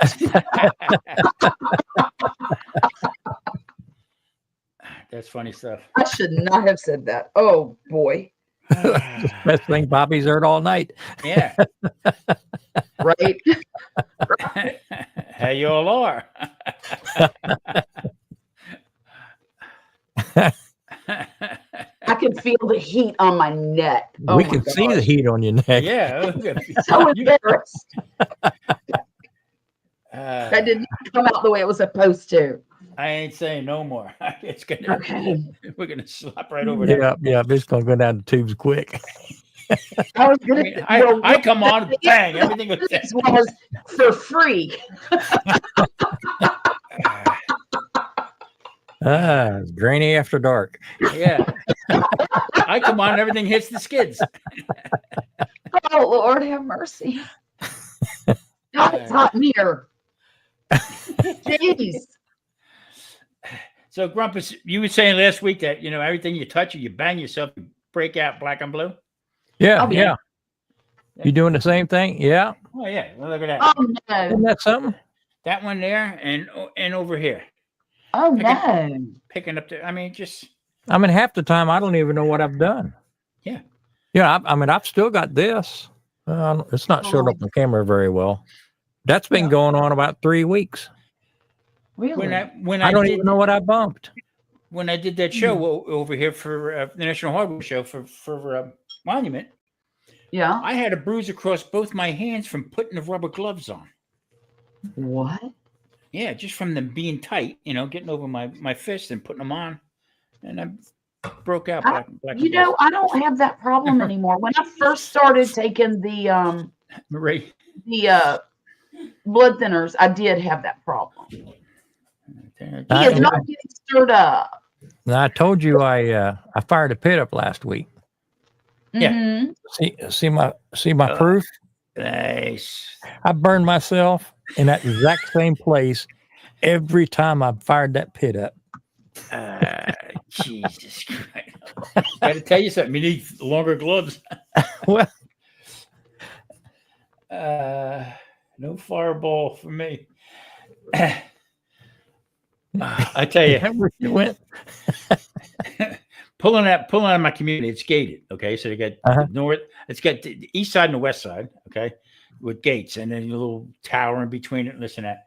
So now there's a car that pulled out, and I guess traffic was coming, and they tried to back up. So she, the woman backed up a little bit. Okay, Okay. and you could see up the road, you could see a line of cars come, which I don't see that much anymore. Funeral procession. Okay. Mm-hmm. Well, she pulls out. There was a gap in the middle of the funeral procession. Okay. She pulls out in the middle of this funeral. No, she didn't. She's right in the middle of it. I had to turn my lights on and run every red light there was. Oh my goodness.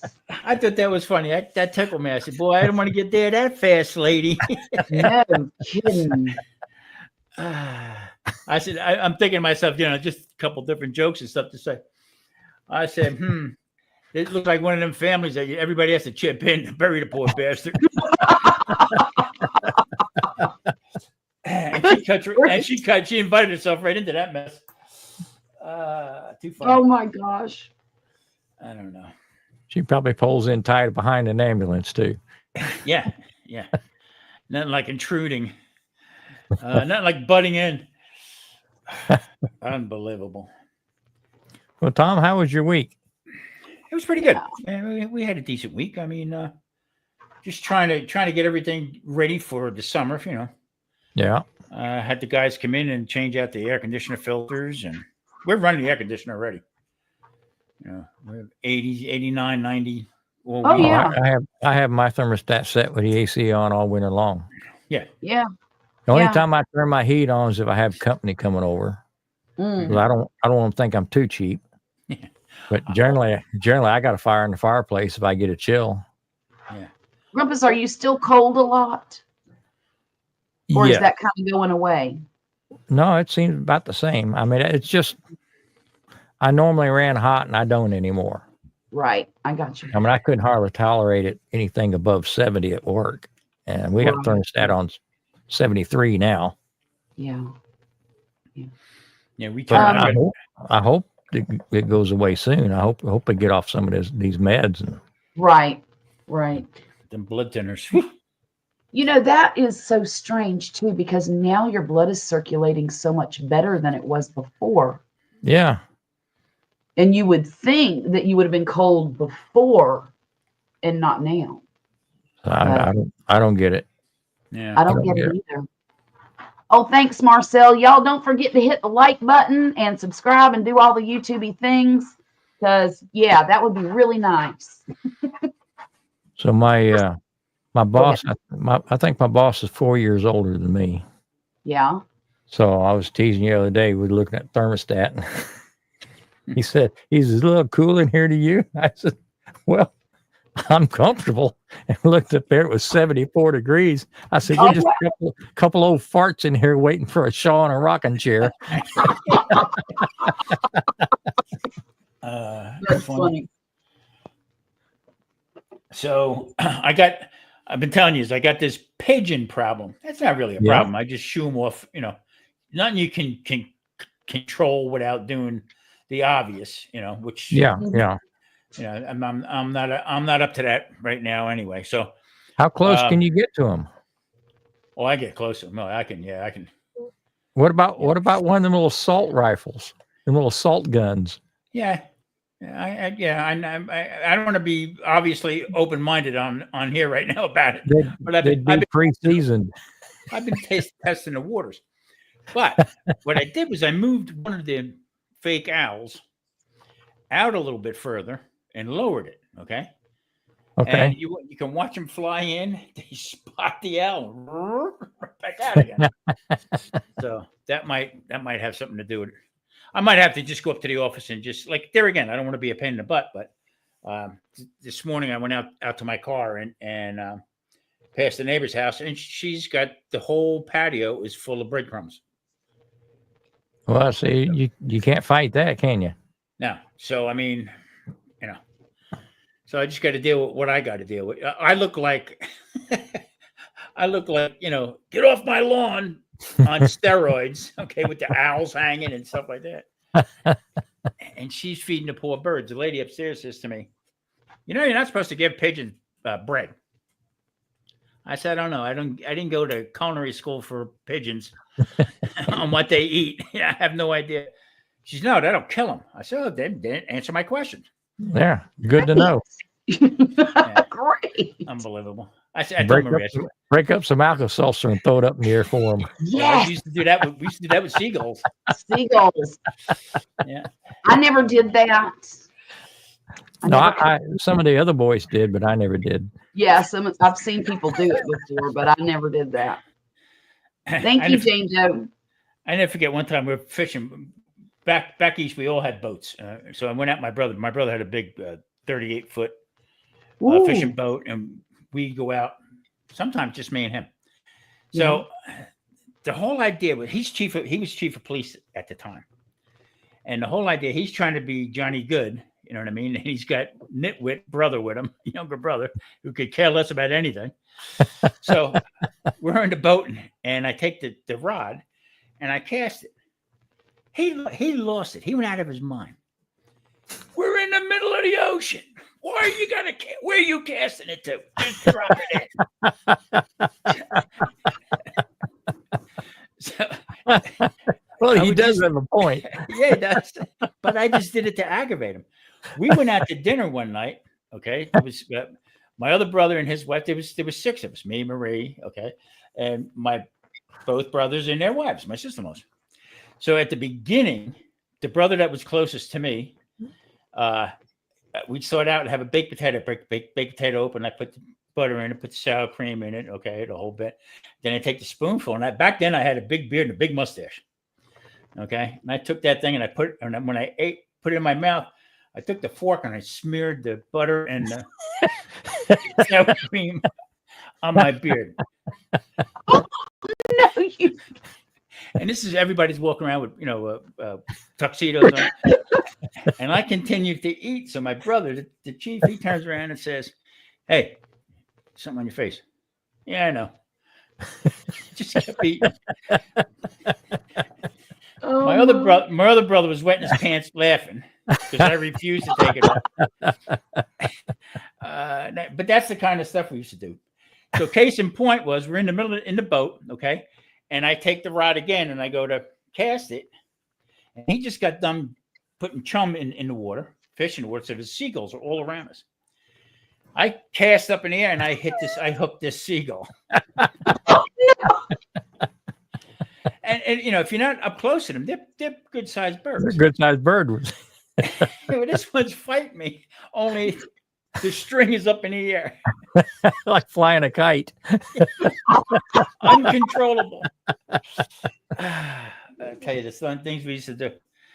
Oh my goodness. Unbelievable. So that would be the equivalent of throwing Alka-Seltzer at them. Yeah. Do they even sell Alka-Seltzer anymore? I haven't looked. I don't know. I've never seen it. I don't think I've ever seen it. They do. They do here.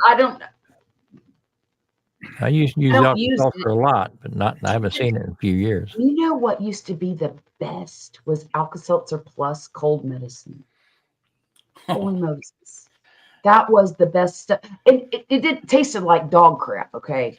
It tasted terrible, but it worked. You could take it, and 10 minutes later, it's like, oh gosh, I can breathe. And it was the best until they started mucking with all of our medicine and taking the good stuff out of it. Yep. Yeah. You know, back in the bar days when I had the bar, me and my brother, I said, we're wasting our time selling all this high-end booze and stuff. All we need is about 7 or 8 liters of NyQuil. Yeah. Take a shot of NyQuil. Good night, everybody. Half hour later. That's right. That's I right. I swear by nighttime NyQuil. Yes, sir. Of course, it's not as good as it used to be either. It isn't. Well, see, that's where a bartender comes in. See, now you a little scotch with that. Yeah. I mean, didn't it used to be 25% alcohol? Oh, yeah, I think. Nighttime and the daytime was 10%. I just remember the nighttime ones when it first came out. I don't remember any daytime until they started messing with the medicine. Yeah. All I remember is the green or the red. I remember going into the pharmacy and telling them, little N, big Q, let's have it. Yep. Yep. And a bag of ice. And a bag of ice. Oh no, that is not something I could sip. Mm-mm. I'm Woo. not going to you try it. Yeah. Unbelievable. I'll drink Fireball before I do that. Ugh. I tell you, I'm going to the doctor in a couple of weeks, but past week, 2 weeks, I've been having trouble sleeping. Can't sleep. Cannot go to sleep. I go in Friday night. I went in like 8:30, 9 o'clock. Watch a couple of my YouTube shows that I watch. People I like to watch.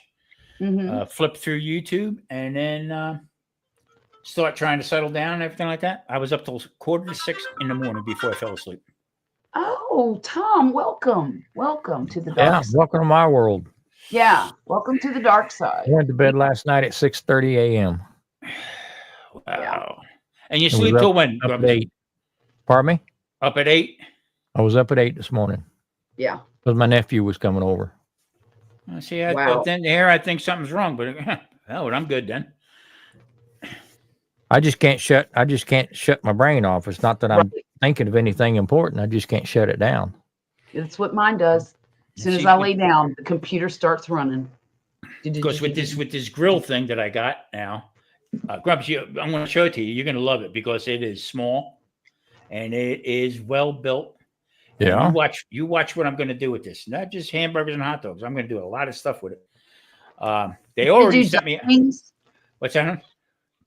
I hear you. Are you going to do duck wings? Ooh, well, pigeon wings. There you go. There you go. Squab. Go ahead. I'm sorry. No, I didn't mean to so interrupt. so just trying to can't shut down. I mean, just up and coming stuff. What I'm going to do, Mhm. or this and that. So all right, well, here I thought something was wrong, but we're good. Well, that's been my life for a very long time.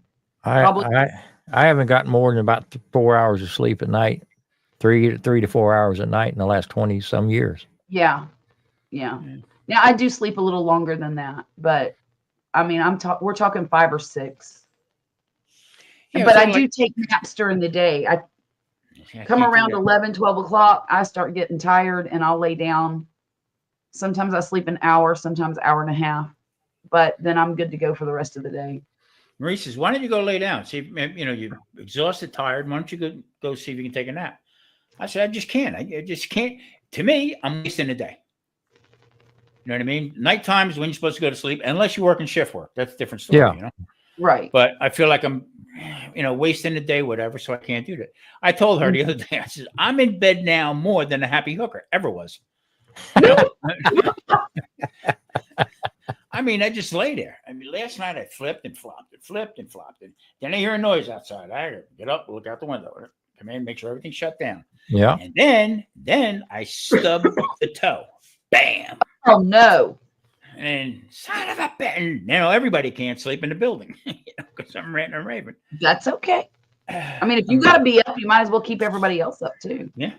I've got to pretty much make myself exhausted before I can go to sleep. And if I don't go to sleep within the first 15, 20 minutes, I might as well get back up. Me too. Give it an hour and try it again later. Yeah. Yeah.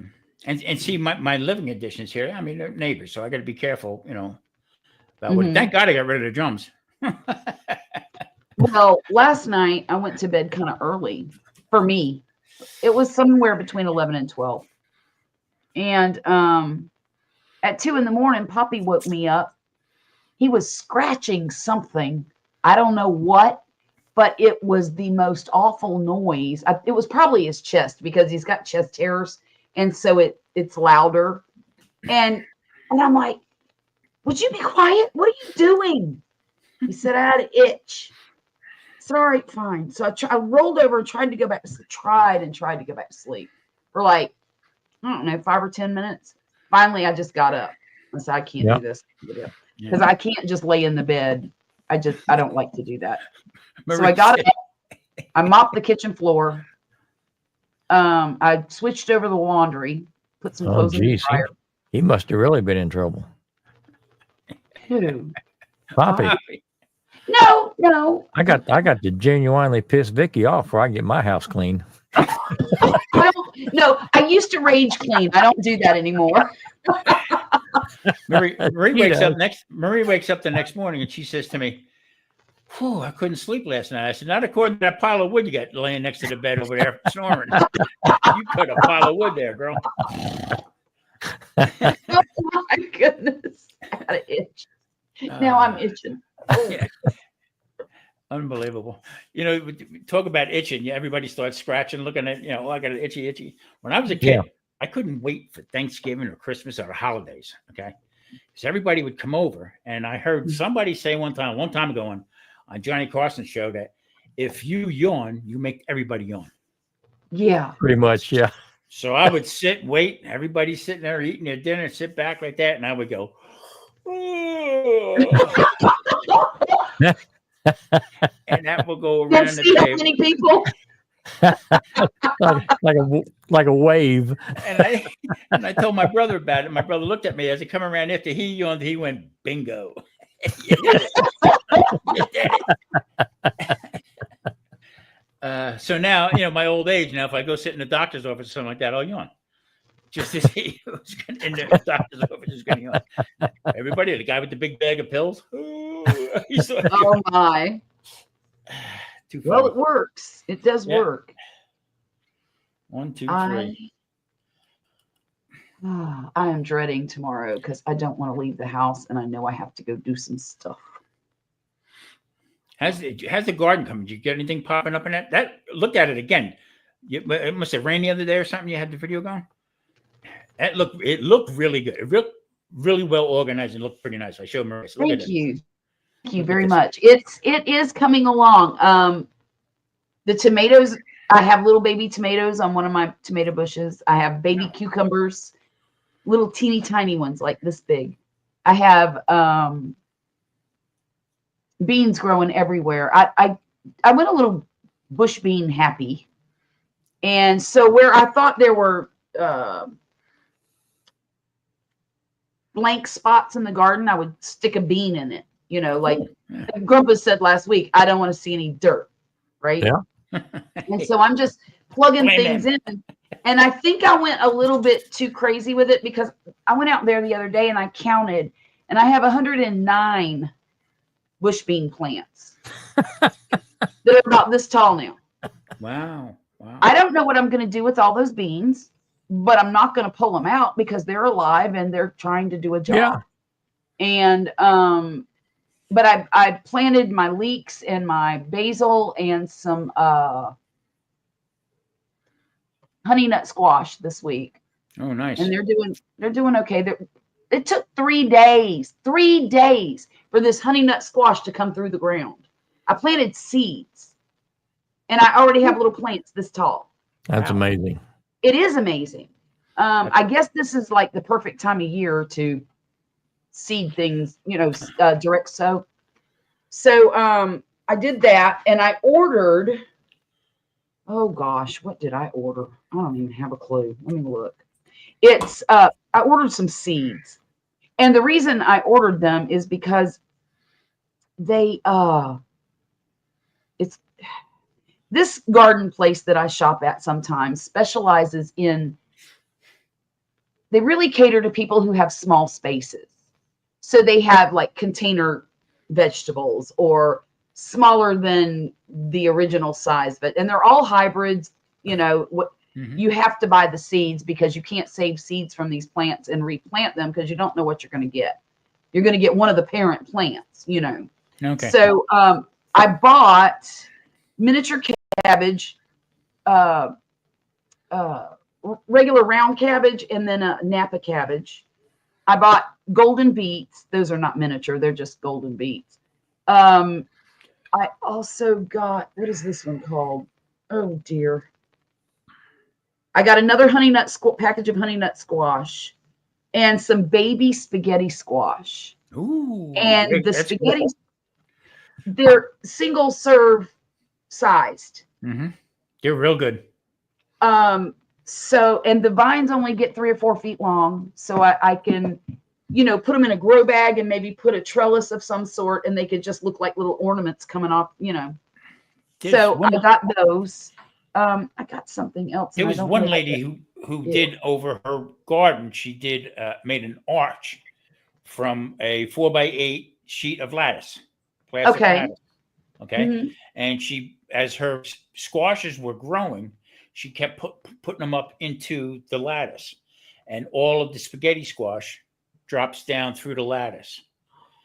So when you walk down and through there, you get, well, that one's ready, bloop, and pulls it off. So all her squash plants, that's how she puts it in there on this Okay. lattice. And she can Very take it down. cool. And I said, well, look, what a good idea. We have, I did a party just before I come out here that I catered, and I over ordered solo cups. So Okay. I digging through the closet and I found 2 big sleeves of these solo cups. So I told Mhm. Marie, here, get crazy with the seeds and use these solo cups for pots. Yeah. So all out on the balcony, well, you see these red solo. Looks like I had a hell of a party. Okay. Until you see the basil and stuff that's coming up out of there. So Very nice. The one plant that I told you about, it was like 5 or 6 years old. We finally cut it down all the way down to the ground. I think she pulled some of it out. She calls me yesterday. Come out here, look. So in between the 2 apartments, we have like a walkway, open up, and sure than hell, up is coming up another pepper plant. Oh my goodness. Are you kidding me? From that big one. This thing. Holy crap. I'm afraid to eat it. Oh, okay. I got this personal size watermelon to grow too. It's called Mini Love. And the little watermelons are 4 to 6 inches in diameter. Sure, if you don't mind, would you in my on Facebook and Messenger send me the name of that place? I'll pass that on to Marie. Sure, yeah. I'll send you a link to it. Yeah, she might want to look into that. That might be great for y'all because of the balcony garden. What I would do is just well, I'm trying to think of a good way for you to search for all the things. Just when you go on her site. Mm-hmm. Yeah, send that to Be Happy also. Okay, to Be Happy? Okay. Yeah. Okay. It's the only reason why I'm doing it, Grumpus. You're catching on too quick. Send it to Grumpus. Yeah, that's all right. You can send it there. If you send it to him, he could flirt some more with her and give her a nice little gift. Hey, whatever points I can get. Yeah, that's right. That's what I'm saying. I'm trying to get you points here. You can say, "Look what I found for you." Yeah, look here. Yeah. See, because I got a guilt trip going on right now because of my mishaps for 4.5 hours today. Marie takes the brunt of it. You know what I mean? Yeah. So I've you got to suck up a little bit, don't you? Yeah, I got it. Thank you. That's unfortunate. So I got to be nice. God dang it. Poppy never has to suck up. He's always too nice to me. That's not a question of sucking up. She had nothing to do with it, and and she's the only one around. So right away, yeah. Not that I yell or anything like that. It's just that she don't deserve to be in that situation. Right. So, Right. Sometimes they get caught in the crosshairs. We don't intend to. That's right. And it's stupid, for me thinking about it. So. Right. I get it. Especially later on at night when it's snack time.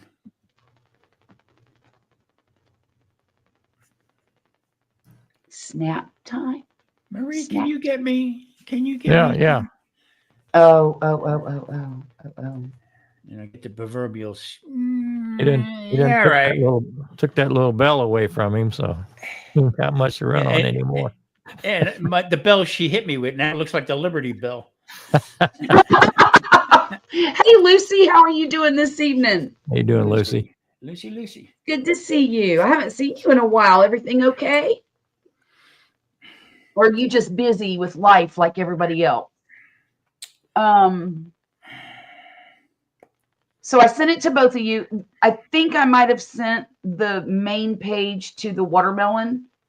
Okay. That's okay though. Y'all can find them. They have That'll get us where we need to go. they have a lot of container plants. They have mini plants. Look for mini or miniature. Look for container. Look for small. You know, all the words. Charlotte, you know Vicky. Chaotic Mike, right? Chaotic Gardener Mike. Mike's It Chaotic really Garden. sounds familiar, but I don't think I know him as He well as does I know all- you guys. He does all the indoor with hydroponics and stuff like that. So he's got some indoor garden stuff that he's got coming out. Oh, Mike's Chaotic Gardening. Yes. Yes. Yes. Oh, he does some fantastic stuff. Why am I not able to read that? Oh, here we go. Mom was in the hospital twice and my brother had life or death. Oh my goodness. I hope everything came out fine for both of them and for you. Goodness gracious. That's a lot. That is a lot. I'm great. I'm great. I can't complain at all. What is it Dave Ramsey says? Better than I deserve. That's right. Darn right. My life is so easy. But let me knock on some wood. Because I don't need any chaos and no drama. I like my life just the way it is. Happy, healthy, and no drama. Now Vicky has just started getting into the seeds real good this spring. Good. Normally she kills me at the nursery, but she's really starting to get into the seeds. So I'm Well, hoping I can get her in that greenhouse this winter and get some stuff going. Yeah. Because we got it, but we don't use it for what I built it for. Right. Well, you know what? Can you keep the greenhouse cooler? I mean, does it get like in the middle of the summertime? Is it blazing hot in there? Well, I've got Or all do the you windows have open. So fans what? or something? Yeah. I've got 2 ceiling fans in there to keep air Okay. moving. But Right. the door and all the windows are open, so whatever it is outside is what it is That's inside. what it is inside, but you just have some air circulating. But I got enough air moving around that it doesn't get any hotter than outside. Uh-huh. But like this winter, it never got below 40 degrees because I had a heater running out there. You know what? That'd been perfect for starting some seeds and Is there any space in there for her to actually grow something, or is it all for your pump stuff? No. It's full of a lot of stuff, but it's gardening stuff. So she's been cleaning it out a little bit, but Good for her. bags of dirt here and there, and Well, that's what I was thinking. You could buckets give and her some pails. grow bags, like some 25-gallon grow bags, put some bamboo stakes in there, and she could grow anything she wanted to. Yeah, she could. In North All year Carolina. In North Carolina, I had a 12x12 that I made out of pallets and 2x3s. I found a bunch of 2x3s on the side of the road. I loaded my pickup, took them all, brought them home, and I made, like I said, a 12x12 greenhouse for Marie. But I started out with pallets first. Yeah. And then attached them to that, and then I drove stakes in the ground. There was a whole bunch of stuff that I did with it. But I made shelves on there, and on the bottom in the dirt, I grew just all kinds of stuff in the dirt, and that stayed there all year round to sort of keep varmints from getting in and traveling through there. And then on the shelves, everything we did, we had another ton of styrofoam cups. Okay. So she would take it and sort everything in that. And then from there, we would take them, put them in plastic jugs. Okay. And then take it out, cut the jugs, put them in the ground. And then the top of the jugs, we would put over the plants and take the tops off. Yes. Yes. Okay, so even like in March and April, it's still a little cold and stuff like that. Until the farmer down the street, he come pulling up, put his window down. I'm walking through all these tops. Okay, all the jug tops. Yeah. I'm walking through and he went, "Hey, Tom, what you growing?" I said, "Gallon jugs." And I just kept walking. Soda pop. And he put the window up and just took off down the road. But that saved it. And I'm telling you, Charlotte, she grew everything. I mean, everything. Seeds from boom, put them out in there, boom, up they went and popped the whole bed. So Vicky's That got milk jug everything she idea is a needs. good idea. Vicky's got everything she needs. That's that greenhouse. If I remember, it was 11 by 15. Composite roof, got a concrete floor, running water, electricity. All she got to do is go out there and just use it. Oh, I mean, I bought the windows first and built the greenhouse to fit the windows that I had. oh wow. But it's stud walls and mostly glass.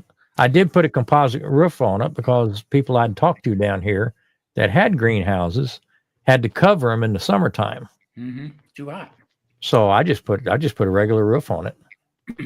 Also, I had a guy that I paid. I paid him, I think, $25, and he gave me a trailer load of old pallets. Yeah. There's some Nice. good lumber in them old pallets. Nice. I took all that wood apart. Now, to deal with my bladder cancer stuff, so to keep my brain moving, I Yeah. built a 10-foot by 20-foot barn for my tractor, Yeah. and all the components and out of them pallets. Took it all apart. There's a lot of good wood in those pallets. Oh yeah. Yes, there is. Yeah. I miss the time I had in North Carolina because I was busy, good busy. Even though I was dealing with a bunch of crap, but other than that, Yeah. it kept me going. I miss Yeah. dealing with my saws and stuff like that. But Yeah. I got to say, out here we got a pretty good shot right now with basil. I think maybe 8 or 9 Oh, I different love plants. basil. Mm-hmm. Tomato plants. Now, talking about old seeds, this is stuff from North Carolina that she just started growing. Now, I found the seed, so she got probably 10 or 15 cups of different types of tomatoes and stuff growing. So, Well, to answer your question, Charlotte, my filtration and pumping stuff only take up less than a fourth of that, Oh, okay. that greenhouse. That will be so nice for her if she can get into it and, Well, if I could just get her to use it. yeah. hey, some things take time, Grumpus. You know what I mean? Well, they do. True. Just to get. Well, I know she likes the plants. I know that. Or is it maybe you that likes them better? But I think she likes them too. I enjoy them, and she I don't think she's ever had a place where she could do stuff like that before. Right. But I tease her all the time that she doesn't have the patience to be a gardener because Neither do I. she can't leave things alone enough to get a fighting chance. Right. Hey, Charlotte, it only took 3 years from the open the box for olive oil. So I'm going to send him some olive I do seed have patience. for an olive tree. So in the next 5 or 6 years, he can grow his own olives, crush them, and fill the bottle with olive oil. In a box, darn it. That's hilarious. Well, tell her to watch my channel, and maybe it'll motivate her to want There to we do go. some gardening. Where's the smoky cam? Smoky Cam, she's right there. She's asleep. Oh, There hello, she is. beautiful. Oh my gosh.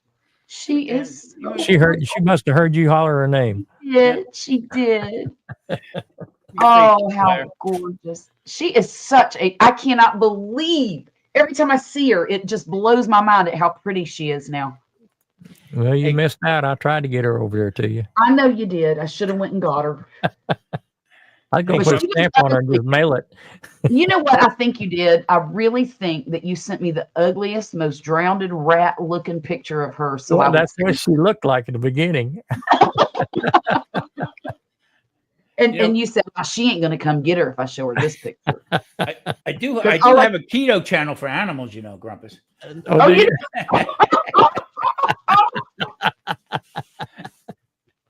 Oh, good Do they Lord. eat more vegans?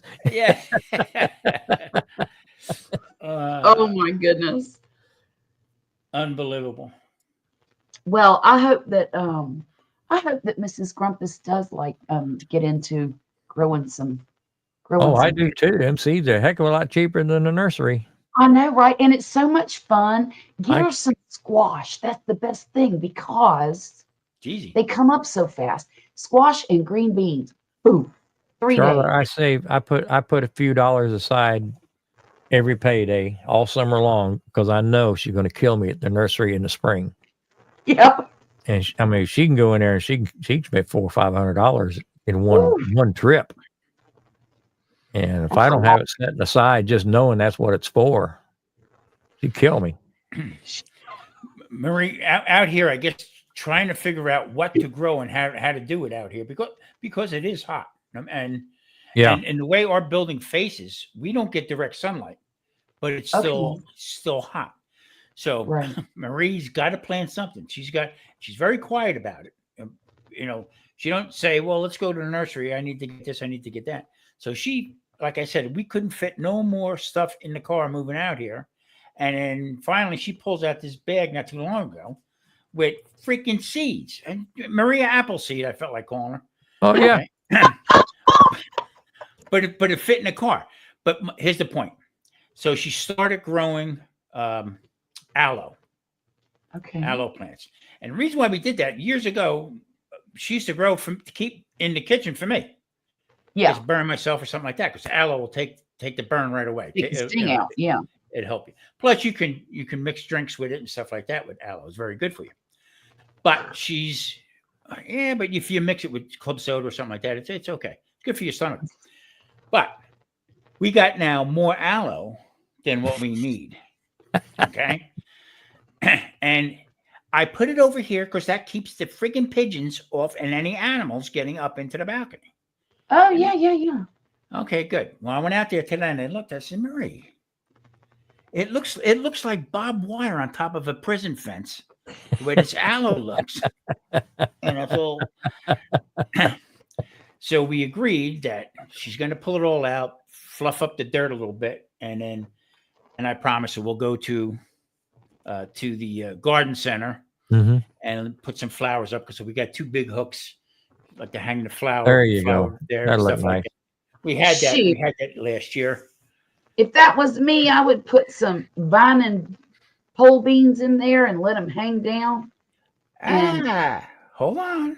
Okay. On. okay. She's got peppercorns growing, and when they first started, we did them inside. When this thing took off like a rocket. So now Awesome. she's got that tied up on the fence on the balcony. Yeah. And now I could see that starting to get weaving in and out, and that's good. I mean, it's so we're gonna go probably this week over there, get a couple hanging baskets and stuff, and then in between the basket, she puts in the basil and all that stuff like that. You know what I mean? Yeah, Mhm. yeah. So yeah, but it's I good. planted- I'm hoping Vicky gets hooked on these seeds because It's a I'd lot of sure rather fun. buy a bag of dirt than a whole bunch of plants we was going to burn up this summer. Right, right. Now, Miss Well, Charlotte, I it's- got a question for you. What's that? How long can you keep the dirt vibrant in the like where these aloe plants and stuff are now? Do I have to toss that and get more dirt? No, or- you don't have to toss it. I would add a little bit to it. Get you some compost. I use mushroom compost from Lowe's, and I get a bag. I would get a bag of that, and maybe a bag of raised bed gardening soil of some sort. And I'd add a little bit to each little thing and mix it all up, and bam, done, refreshed. And see, I know she knows this, but I think she's got future plans because I see a lot of pots now off to the side that are empty. I don't know. I got to repurpose that dirt. I got to get rid of that dirt, but get more dirt and this and that. No, Yeah. if it's me, I'd dump all that dirt into a 5-gallon bucket, throw in a couple of, maybe a coffee can full of cow manure, mix it all Okay. up, Mm-hmm. mix it all up real good, and put it back in them pots. Yeah. Yeah. Boom, you're good for another year. The only reason I don't use cow manure is because there's a product that they spray on the hay that the cows eat called Grazon. And if the cows eat that and you use that manure to fertilize your stuff, it can really damage your plants. It's a herbicide that is never ending. And I don't know what cow manures have it and which ones don't. I'm going to assume that black cow does not have it, or people would be raging. Yeah, that's what I think. I like it because it doesn't take much. Right. But now black cow has a lot of sand in it too. Yeah, that's fine. But yeah, it is fine because you need your loamy soil to grow stuff in. That's the best environment. See, But it does have a lot of sand. In North Carolina, I would do is I take my tractor in the back to the farm, where the guy had all the cattle and stuff. Yeah. And I would go back there, drop the bucket, okay, make one pass, scrape up all the grass Scoop and it stuff, all up. back up, scoop me up another scoop, and then go back, and that's where we planted stuff. Oh, Yeah. I wish I had something like that. You know? I need to get more rabbits. I have got to find some bunnies. And I was thinking about maybe going to the Humane Society, because after Easter, people get these bunnies for Easter and then they don't know what to do with them because they don't realize they grow up and they don't know how to take care of them. So I thought, well, maybe I can go get some of those. 2. That's all I want is 2 bunnies. That's it. Yeah, Females. I would like to have 2 bunnies and make a little cacciatore with it. The circus used to come through town, Mm-hmm. and they would beg people to come and get, well, they call it pachyderm poo, but it was elephant dung. Elephant poo. Yeah. And it's all mixed with straw and got a lot of straw in it. Mm-hmm. And it was too hot the first year, but you could compost that the next year, and that stuff was just wonderful. Oh yeah. And and there's nothing wrong with the neighbor's gonna hay hate you. in it The either. neighbor's gonna hate you the first month, but heck with them, they can't take a joke. in the front of our house in North Carolina. I mean, if 7 cars passed by in a day, that was a lot.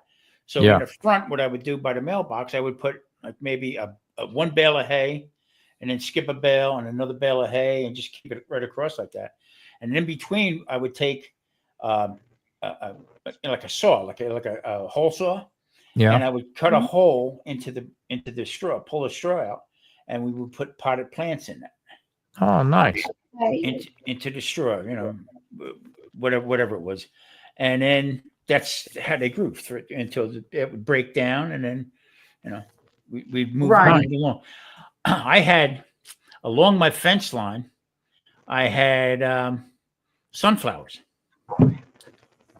that I used to put sunflowers up, okay, all the way around, and that was good for the birds and everything.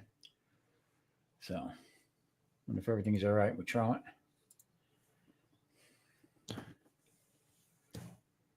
Yeah, I hadn't been at the house very long, and I read somewhere. In fact, I may have seen a video, or probably read it. Anyway, grass clippings. Put grass clippings in just a black garbage bag, and leave them in the sun for a month or so, and let it all break down. So I tried that. Tom, when I opened that bag, it smelled like Kentucky Derby had moved in. That horse shit smell reeked the whole neighborhood. I mean, it was awful. And I would never do that again. But I didn't put two together, but it made sense after I got far enough away from it, I could think. I get out there once a week, and I just roll that bag over and keep that stirred up inside the bag. But once I opened it up, man, it smelled like horse crap. Oh, like you wouldn't believe. It was horrible. We used to in the back there, we used to have a compost pile. Yeah. And all of our, other than dry stuff, all our garbage would go into this thing, and I throw hay on it, especially some cow manure, some dirt, and I keep flipping it over. And we started growing stuff, and things were popping. I mean, Grandpa, like crazy. I'll bet. Stuff.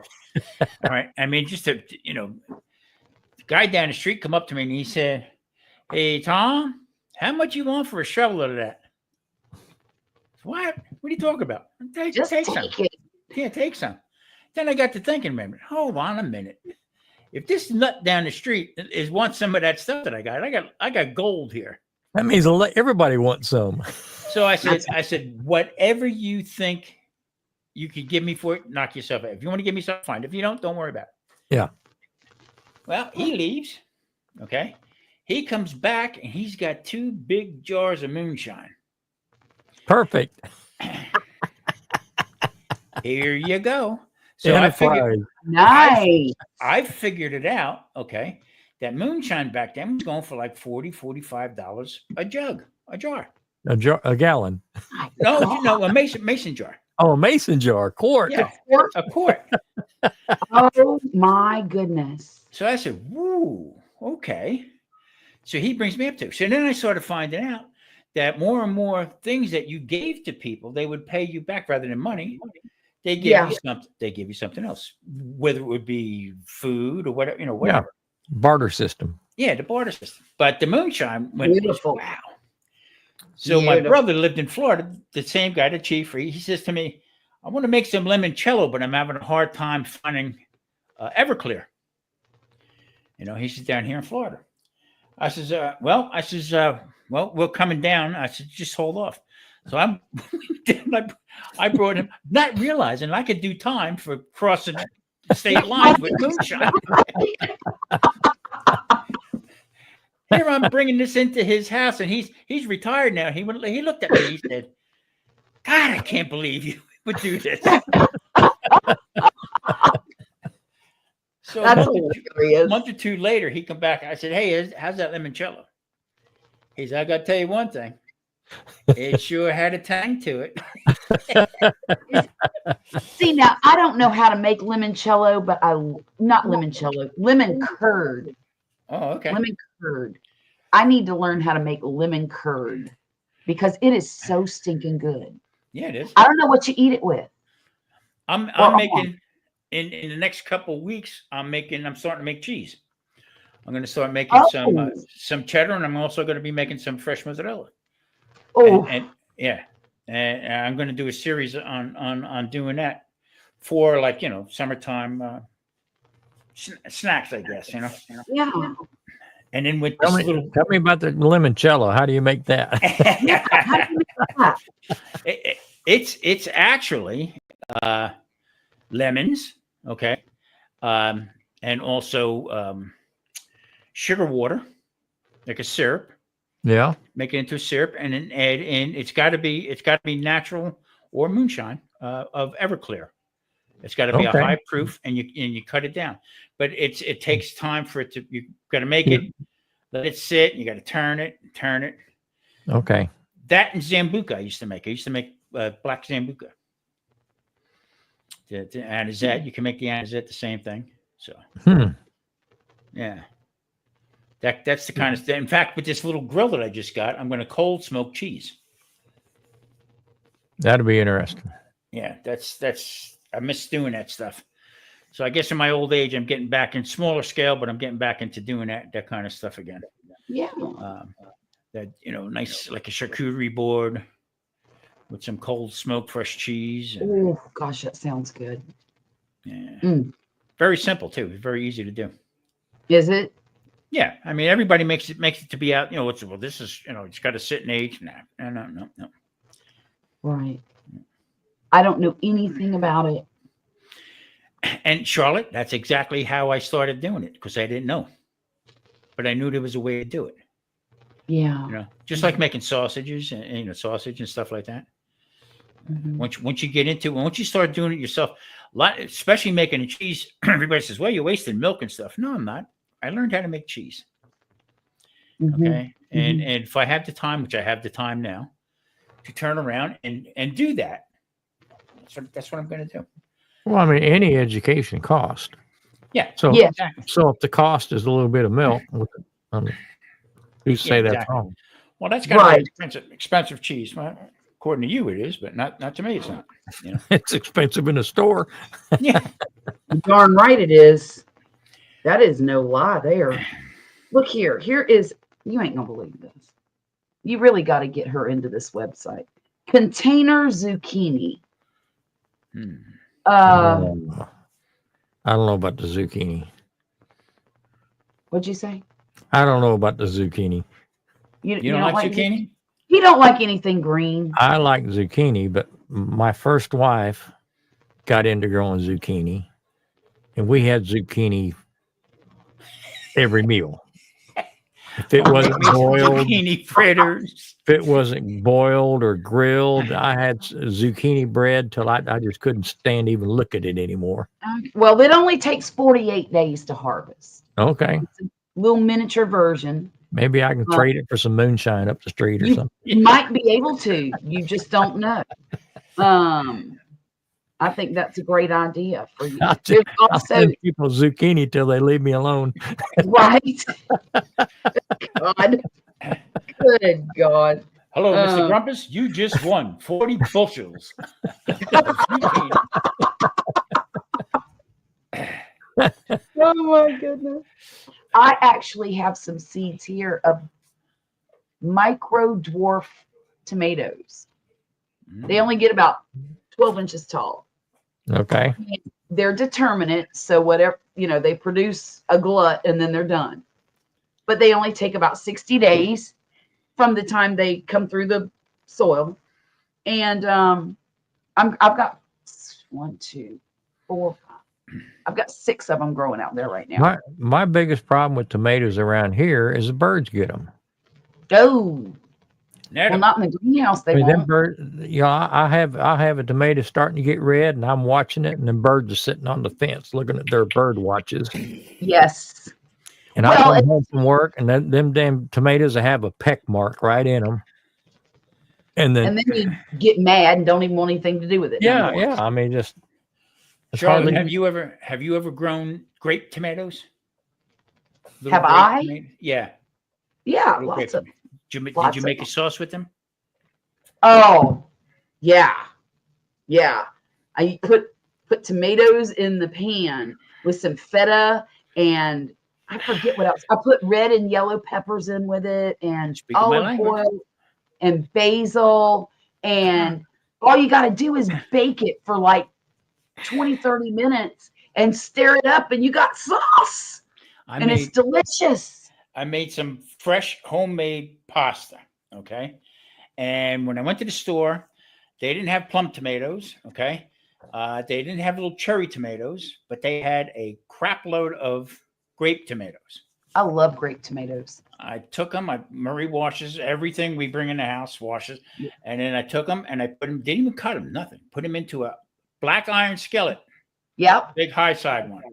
Olive oil and let that go. And then you could start smelling it. And I had a potato masher. And I just started mashing it down. And then, like you said, I added in. I like a little hot pepper in it. Put a little hot pepper in it. All right. More olive oil. And I kept stirring it until the seeds disappeared and also the skin disappeared. The skin disappeared too. And a little oregano. Okay. That was it. I'm telling you, you have never had tomato sauce like that ever. I know. It's Fantastic. so good, isn't it? Fantastic. So good. Yeah. Yeah. Now we're talking. Yeah. And then if you want, you could add some zucchini to it and have some zucchini fries. You can have a zucchini boat and you can have zucchini mash. I like zucchini. You could put zoodles in it. Make it sound zoodle. Uh-huh. I'm like you though, Grumpus. I don't like to have the same thing over and over and over again. I just got burnt out on it. Yeah. It's not that it wasn't good. It just, I mean, how many loaves of zucchini bread can you make in the summer? Right. I get it. That's why I don't eat leftovers. I make just enough for what we're going to have for that, maybe a little bit afterwards. But other than that, I don't like it. I just don't like it. I always try to make just enough so that we can have dinner and then Wesley can have a little bit to take for lunch at work. Yeah. I generally try to get 2 meals. Yeah. Okay. I try to get 2 meals. There's only 2 people here, so right. Yeah. I make enough for 4, and that gives us something through the week that I don't have to come home and cook. Yeah, so you don't have to cook. Yeah. I am really struggling to find a place to buy my meat like I did when Dixie was open. And I am not having any luck yet. Ain't that I that's tell you what, trying to find a good butcher is like finding a good doctor. there is no Yes. butchers out no more. There is no more butchers out there. No, No, more. They're gone. That's a thing in the past. And when you watch these other YouTube content creators, okay, and they tell you, guess what? You got to go see your butcher and get this cut here. No, there is none. There You is got to cut no. your own. There is no butchers. I'm sorry. Good night, Terry. Take care. I hope you continue healing with your back and enjoy that riding lawnmower. Yeah, yeah, I meet up with jealousy over that. I know you are. I'm just happy that he's not smoking. That's all. I'm glad. Yeah, I'm so happy for him. That is just amazing. Grumpus, what would you do Ma'am? with a riding mower? You'd be spraying grass all in your I could- pond. I can make 3 laps and mow my whole front yard. But I'd be the only one on the street with a riding mower. I'd probably ride it to my mailbox at the end of No, the no. block. What you need is what I saw the other day. And it's one of those, it's like a Roomba vacuum cleaner, only it's a lawnmower. Yep. And you just put it in the yard, turn it on, and say, go, Yeah, do your thing. And by the time it's all over, your yard is mowed. yeah. I need one of those. I I'd want use that one time my yard would be half mowed and the mower would be missing. I fixed that. I fixed that Next problem. week, block over with rims on it. Yeah. Stop. I Oh my fixed God. my lawn. I fixed my lawn problem in Florida. I called Yeah. up, hello, Rocks Are Us. Send me a load of rocks, will you? No. And I did the whole front yard in rocks. Unbelievable. Well, I got a guy mows my yard now for $25 a shot. There you go. I wouldn't clear out my garage enough to get my mower out for $25. Yeah. So No, that's a good deal. that's a real good deal. I'm afraid he's going to raise it here anytime. We got neighborhood kids that'll want to charge $40 just to mow the front yard. Well, the bank owned the house across the street from me for a while. Yeah. So they had this guy mowing. And I Mhm. walked over there once and told him, I said, what would you charge me to mow mine? Right across the street. And he ham-hauled around. I said, look, you're already here. Right. This is like bonus money. You're already here. So we Mhm. settled on $25. Good. Nice. It takes him 15 minutes at most. Yeah. Yeah. And that's the mow, edge, and blow.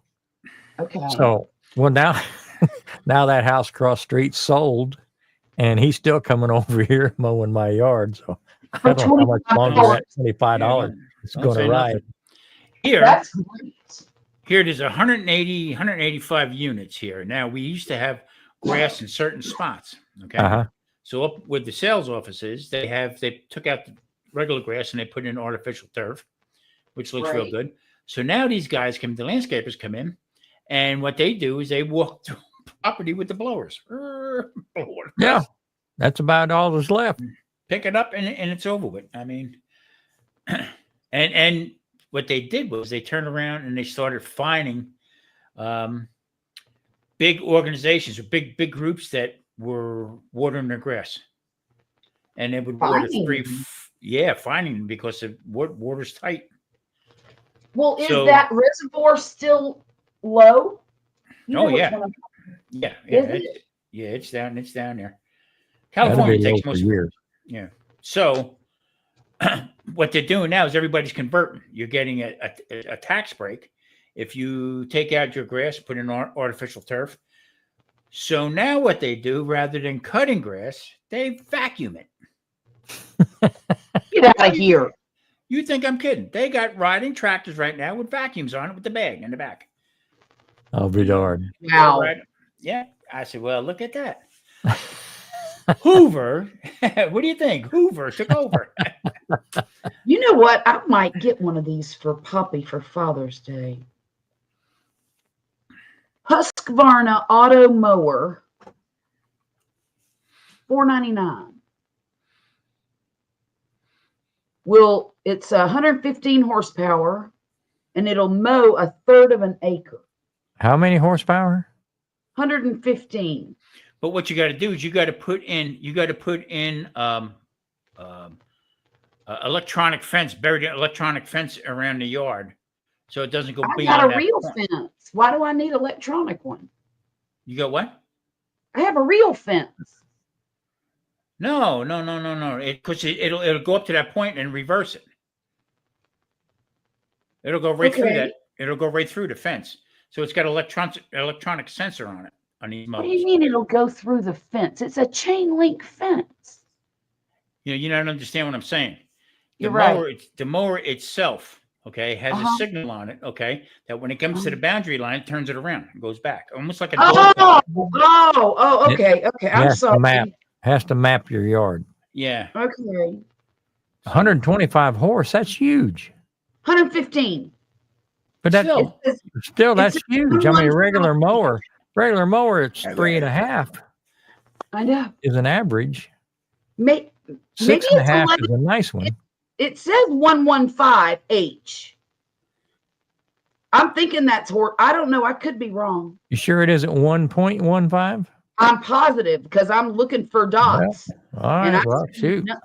might be watts. Bigger too. than a motorcycle, like, I could drive that thing to work. right? Wait a minute. My something's car's wrong. got 115. Let me-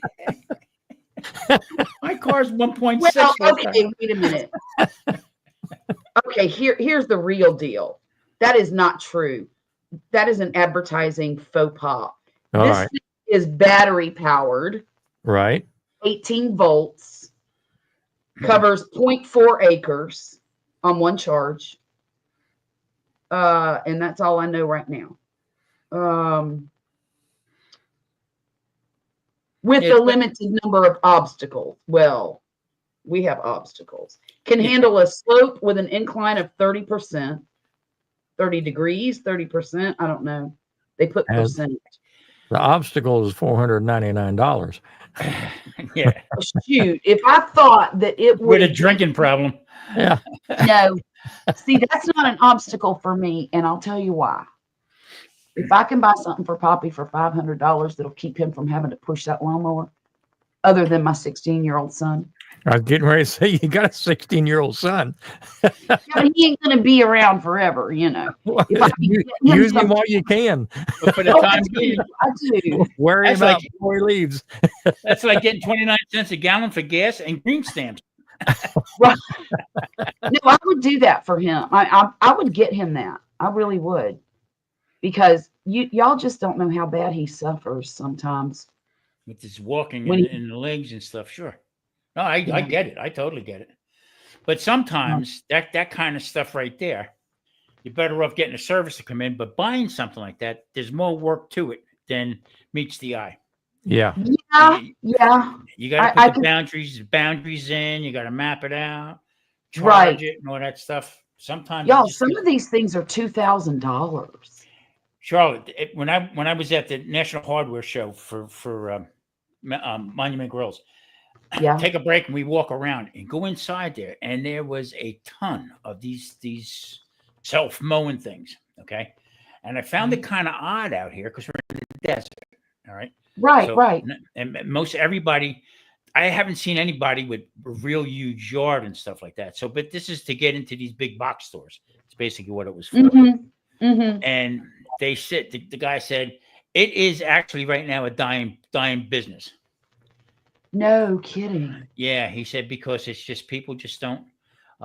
Usually, most, especially out here, I would think maybe 70 to 75% of people rent homes out here. They don't buy the homes because most of them are transient, with jobs and stuff, working in the different stuff. So they don't mow the lawn. They don't, or half of them don't have a lawn. Wow. So I'm thinking to myself, this guy's not doing himself any good trying to sell. Right, I right. mean, So these lawn- even if it does the majority of the yard, you're still going to have to go out there and weed eat and edge and all that kind of stuff. So True. And I was just going to get to that because the guy across from him that was selling these, on its own mower, whatever it was, The Yeah. guy across had a lawnmower, okay, with the arms that came down and said that you could weed whack as you're mowing. So I'm thinking to myself, wait a minute. So when you're mowing, you get up close to the fence and this thing will cut, along the fence and stuff like that. I'm thinking about it. I said, can you imagine the vulgar mouth that I have? Okay. How the neighbors would understand me trying to cut and operate this thing. It don't make any sense. So, it's all these sales that they have that make no sense. You know what I mean? So Yeah. I don't know. I would get the. Well, I'll look into it. Yeah. I do need one of them outdoor leaf vacuum things because I learned a trick the other day watching YouTube. You can vacuum the insects off of your plants. Ah. Yeah. So imagine this. You got your little vacuum, right? You got a bag on it or one of those HEPA filter, whatever it is that they go into, right? You throw some 7 dust in that bag. That way, well, maybe not 7 dust, maybe some other kind. Because I have a feeling if you turned on the vacuum, it would blow it out. Yeah, I And think you're right. You don't want to breathe it. But still, you could put some kind of bug killer inside the bag and then suck them up in there. Let them wallow around in that thing for a little while. What is that?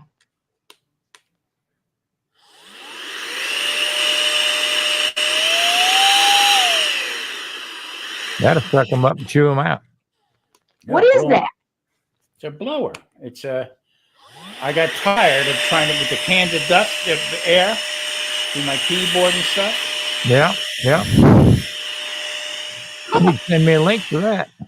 Yeah, well, Mike, Is that on Amazon? Well, we were just talking about you, Mike. What is it? Fresmol. Okay. Is that on Amazon? yes, it is. Is it a vacuum too? No, I don't see any. No. Well, He said diatomaceous earth is what I need to use. Oh, inside the bag? Yes. Hey, Simon, thank you so much. This thing is on and we are operational so far. No, I guess, yeah. Well, diatomaceous earth works. And another thing I was thinking of doing, Mike, I've got my little sprayer here. See this thing? Got the sprayer. And Mona sent me some kaolin clay or kaolin clay. And I'm going to mix some up and spray this all over my cucumber plants because I already have darn leaf-footed bug nymphs on my cucumbers. I sprayed them off with water today, but I don't know what's going to keep them off. We suffer with those all year long. It's not it doesn't matter what time of year it is. If you have a garden growing, they're there and they're feasting on your stuff. Me and Marie, we suffered big time because we try to keep it as organic as possible. Yes. In North Carolina. And I tell you what, the bugs just did us to the point where it was. And they will. It was horrible. I mean, we tried, with the buckets next to it. There you go. Right there. Is that it? And that looks like it. Close enough. Oh, looky there. Simon said he didn't start a garden this year. That's basically it. Compass right there. Mike says the clay works like trying to eat an apple inside a cinder block okay. That's what I need to do then. See, Charlotte, I knew you knew him. Yeah, I do. Yeah. We were talking about you, Mike, because Tom brought up your hydroponic gardening and he was telling me that you grow a lot of stuff. And I'm like, yep, I know, Mike. I've been wanting to look into that. The hydroponics. I was thinking, because the pictures I've seen is they've got the sides cut out of PVC pipe. Mm-hmm. If I had my filtered water or even the dirty water run through something like that before it goes through the filters, I bet that would grow great. That is genius. Because all the goodies would still be in the water. Exactly. And go through that before it went through the filtration system. Right. You would be able to grow. That would be easy to plumb too. You know what, Simon? I bet you if you buy them and you plant them, they will grow. I Hey, bet you. hey, Grumpus, even if you took some of them vacuum sealer bags, Yeah. okay, and line them, take them bags, okay, and you know how you can, what do you call it? Seal them closed, Yeah. okay, seal them halfway through the bag. In other words, just full size bag, seal them, okay, Okay. cut that, and then open up the bags that way and put your seeds and stuff in there and put that in that PVC pipe. And this way you can slide them right out and then take them from there and put them into the dirt, whatever, or just completely grow them in that. Now I was thinking just let them completely grow. Yeah, Mike does it. I'm gonna have to check Mike's channel out. It is, Mike is chaotic very garden. good at that. Yep. You should see his garden. It's pretty phenomenal, actually. It's I'm very. gonna have to look into it. He's up That would north be too. that would be like a free bonus. I got Mhm, water running already. that's right. Wow, never thought of that, man. Good idea. Good idea. And That- you know what? And some of the You stuff. wouldn't even have to buy fertilizer. No, You know, come straight out of the pond. right, right. If I want my plants to do better, I'll buy another fish. There you go. See, that's what I needed. I don't know where to get some more fish, unless I buy them online. There's no place around here. There's no water gardens or fish places. I mean, we've got a fish store for tropicals and, saltwater fish and stuff like that. Yeah. And I'm sure that if I went in there and said, hey, I need to order some fish for the pond, they could probably get them for me. But I want to be able to look at the ones I buy. I don't want to just, I do you know. too. I just did a thing talking about food prices and stuff, and and growing your own and all that. I just did a thing on the next podcast coming up. It's about, have things really changed? All right, everybody, our generation, everything's big. Well, back in our day, this was that price, this and that. But thinking back, okay, my mom and dad bitched and moaned about the food prices, Yes, mine Okay. did too. and theirs did. You know what I mean? So this Mhm. is like a cycle that just keeps on going and going and going. Yeah, what I mean? but you It, know it all what, boils Tom? down to buying power of the dollar. That's it. Mhm. That's basically what it is. All relevant. Yeah. And then I did a thing about the depression. Okay. So back in the depression, there was people that were invested in the stock market that were diving off the buildings, killing themselves. Yes, yes, But the regular people, we pushed through it. right. Okay. That's how different recipes were developed. Okay. The Mhm. depression style food and stuff like that. We're going through the same thing right now. Well, people- and I remember my ex-mother-in-law. She was like a grandmother to me. She was a lot older parent because she adopted my ex-husband. And anyhow, she went through the depression as a young girl. Mhm.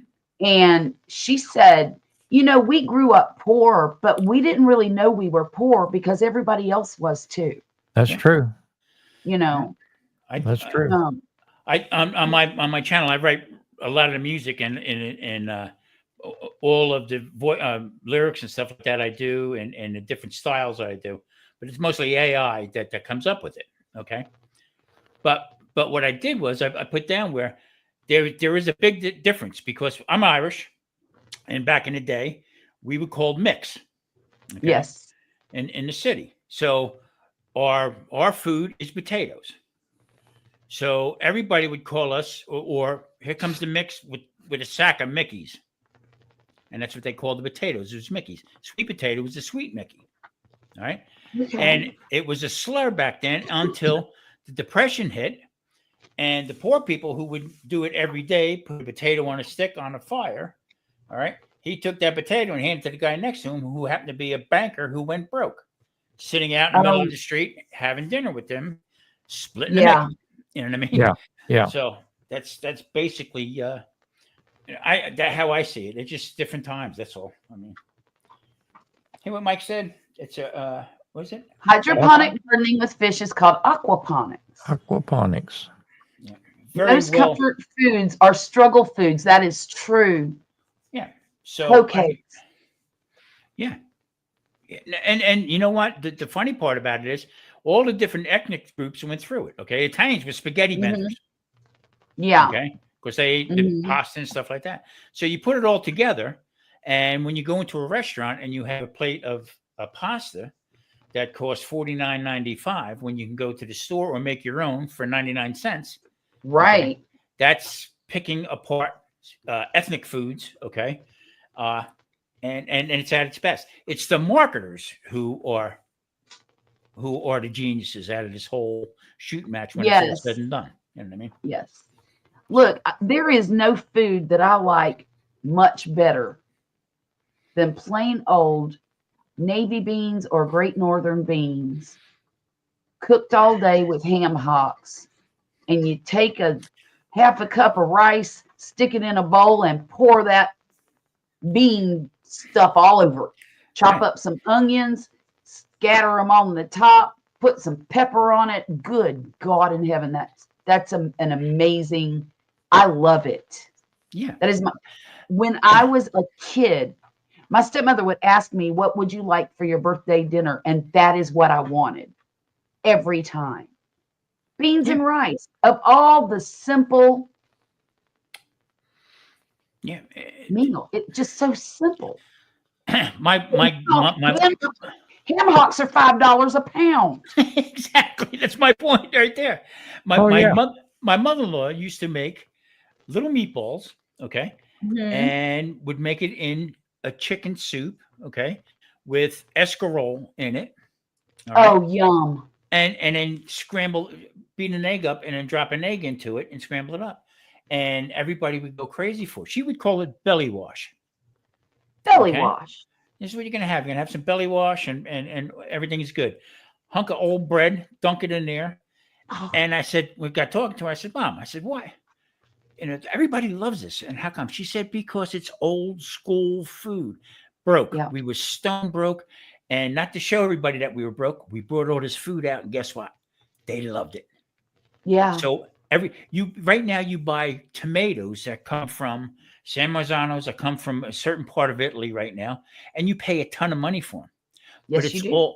it's all peasant food. It's all stuff Yes, it is. when people were hurting, and this is what they came through with. And now, dumbass us, we go to a restaurant and spend a ton of money on this kind of food that it's all peasant food. Simon says he eats beans and rice the same way, but he puts a pat of butter on top. Very proud of you, Simon, for that butter. I am going to try that next time. Oh, gosh. I love turnip greens too. Mustard greens. Y'all all know that mustard greens are my jam. Mhm. And Very good for you. hops.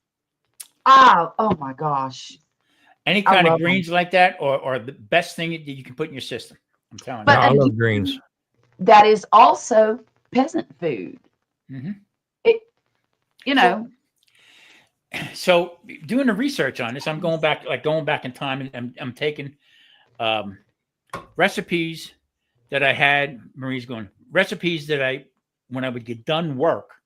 Okay, after cooking all night, I'll do 300 covers for the night. Change my shirt, still smell like a fish market. Get in the car, drive into the city, and sit down, and I would let my hair down. Okay, that was my party time, and I would go into these different Italian restaurants in Lower Manhattan, and I would chow up with all this different stuff. And all they did was make peasant food, and you paid through the nose for it. But that's the way. That's yeah, the it world. was. It was prison food at one time. They did, man. I mean, They- right now you go into these. Oysters were the roaches of the ocean back in the day. You know. Yeah. Mm, I used mm, to mm. do 200 pounds of lobster a night. After I didn't want to even look at them anymore. I don't know if I'd go that far, but I'm telling you. I'm gonna be able to eat 200 in a night. I haven't done any lobster tail in a long, long time. That sounds good. It I would does sound go. good, doesn't it? I got one coming up pretty soon. A lobster. I'm going back to my roots as far as what I used to make in the restaurant and stuff. I'll be back. But sitting down, and my jam back then was I get a plate of galamont. People say galamont. Well, everybody else calls it calamari. All right. I would sit down with the Italians, galamont, get it. And one guy would say to me, "You want hot sauce with that?" Of course, I want hot sauce.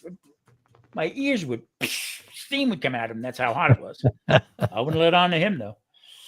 But yeah, I mean, it's all good stuff. I mean, listen to right now. I'm going back into. I've been watching a lot of. It's called Eats, and you go into a lot of these different types of restaurants and stuff. German, Italian, Greek, and it's all basically the same food, just in different ways. Right. You know, different ways of making it. Escargot. I love snails.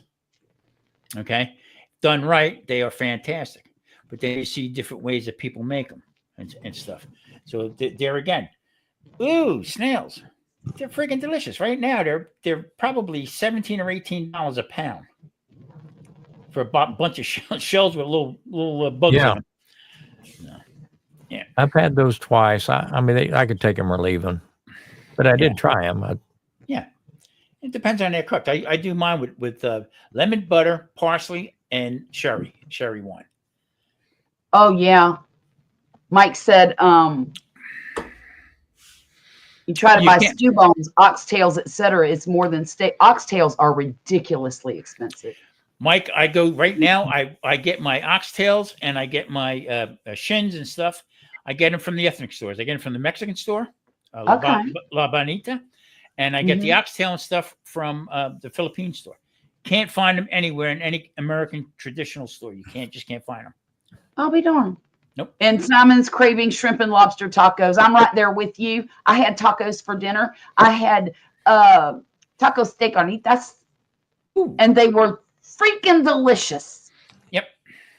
I had a corn tortillas and cilantro and onions on it, and I squeezed lime juice all over it. And oh my gosh, it was absolute heaven, and I loved it.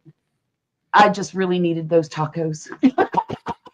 See what? I don't need this conversation. I had toast for supper. Well, we don't make choices, Grumpus. Y'all are killing me. Oh, it was so good. I cannot even tell you how good. I don't know why, but sometimes you just got to have a freaking taco. Yep. I agree with you 100%. You just got to have one. Yep. I got a matter of fact, I think tomorrow or Monday, we're going to La Bonita. Okay. They have avocados by the dump truck load in this place. Ooh, yum. Every kind of pepper you can think of. But the reason why I'm going is because all their meats, all right, or people go, what is that? What do you what? Oh, I've never seen that before. Ooh, they have the shin bones that are cut, all right, and they got the bone marrow in it. Ooh. Nice. Okay? And I'll cook them down until they're nice and soft, and I'll cook almost like an ossobuco, okay? But I'll cook them down and let them stay in the pan, then they crisp up a little bit. So you just pull them off from there, and that's when the bone marrow is 100% on the money. Well, I don't understand what you do with the bone marrow. You eat it. You eat bone marrow. Yeah. Yep. Yes, ma'am. That you can. I also take it. You can make sauce with it, but I mean, you get the long bones like that, and it would cut it in half. Yeah. Scoop that out and eat it. It's very powerful for your health. I've heard that. Very I just powerful. Do you like spread it on toast or? You can make tostadas with them with in Italian. You take the Italian bread with garlic bread and just take that and spread it on top of that. Some of your nicer restaurants, I mean, that's on the menu, bone marrow, and they bring you a piece of bone with the marrow there in it. And I think they do usually some sort of toast or bread. Yeah, you could toast it, bread it on there, or just eat it just normal like that. Yep, very good for you. Yep, very, very good for you. Is that why the bone broth is so good, because it breaks down that marrow? Yeah. Yep. Okay. Yep. Okay. Now, see, what we would do is we would take them bones, okay, little bit of meat on them, and I would cook these for probably 2 or 3 days, okay, and I would make a demi-glaze from it, okay, demi-glaze. Okay. And that would be the basis for either soups, gravies, or whatever. And I would just take a little bit of that gelatin, put it out into a pan with some butter, add some not bone broth, add in some beef stock into it, and I got myself a nice gravy right there. You can usually make a nice onion gravy with that. So it goes a long way, but it is a long time to to make. You know what I mean? Well, I have something here that I want to show you guys, and I want you to tell me what you would do with it as far as in the kitchen. Okay. What would you make with this soup shank? There you go. Okay, you could take that whole thing and make an ossobuco with that. Absolutely. A All right. what? Ossobuco. In other words, you cook that down. You can portion for everybody. Okay, give them a little portion of it. It's almost like a stew with it, but it's got a much deeper flavor because you got that bone in there and the marrow is in there. Will you type how to spell that in the Sure. chat? You can just look it up for. I bought it because it was cheap. Well, it was Yeah, $5.17. I'd be putting it in a cast iron Dutch oven and pop it in the oven. Let Throw that some sucker onions. go all day. Yeah. Put some onions, With onion. carrots, Yeah. carrots, garlic. Okay, and either you can put a shallot in there. I don't know, but you could just put them 3 basics in there. All right, and let it go. Just let it cook. Just let it cook low and slow, or like. No, Well, you could even do a crock pot, probably. yeah, you could. I would probably do it in a Dutch oven. Yeah. Okay. Yeah, and then I have the perfect thing to cook it in. now how I would finish that was after I get the nice deep gravy of it. Now you can take and scoop the fat off it. All right, and then just keep letting it go. Keep adding a little bit of water to it. Make sure it's covered until it gets down to a deep side, and then you can turn around and take a can of, not a whole can, but you take a couple tablespoons of tomato paste. Okay. Put the tomato paste in there and just stir that around and just keep letting that go. If you want to make it with pasta,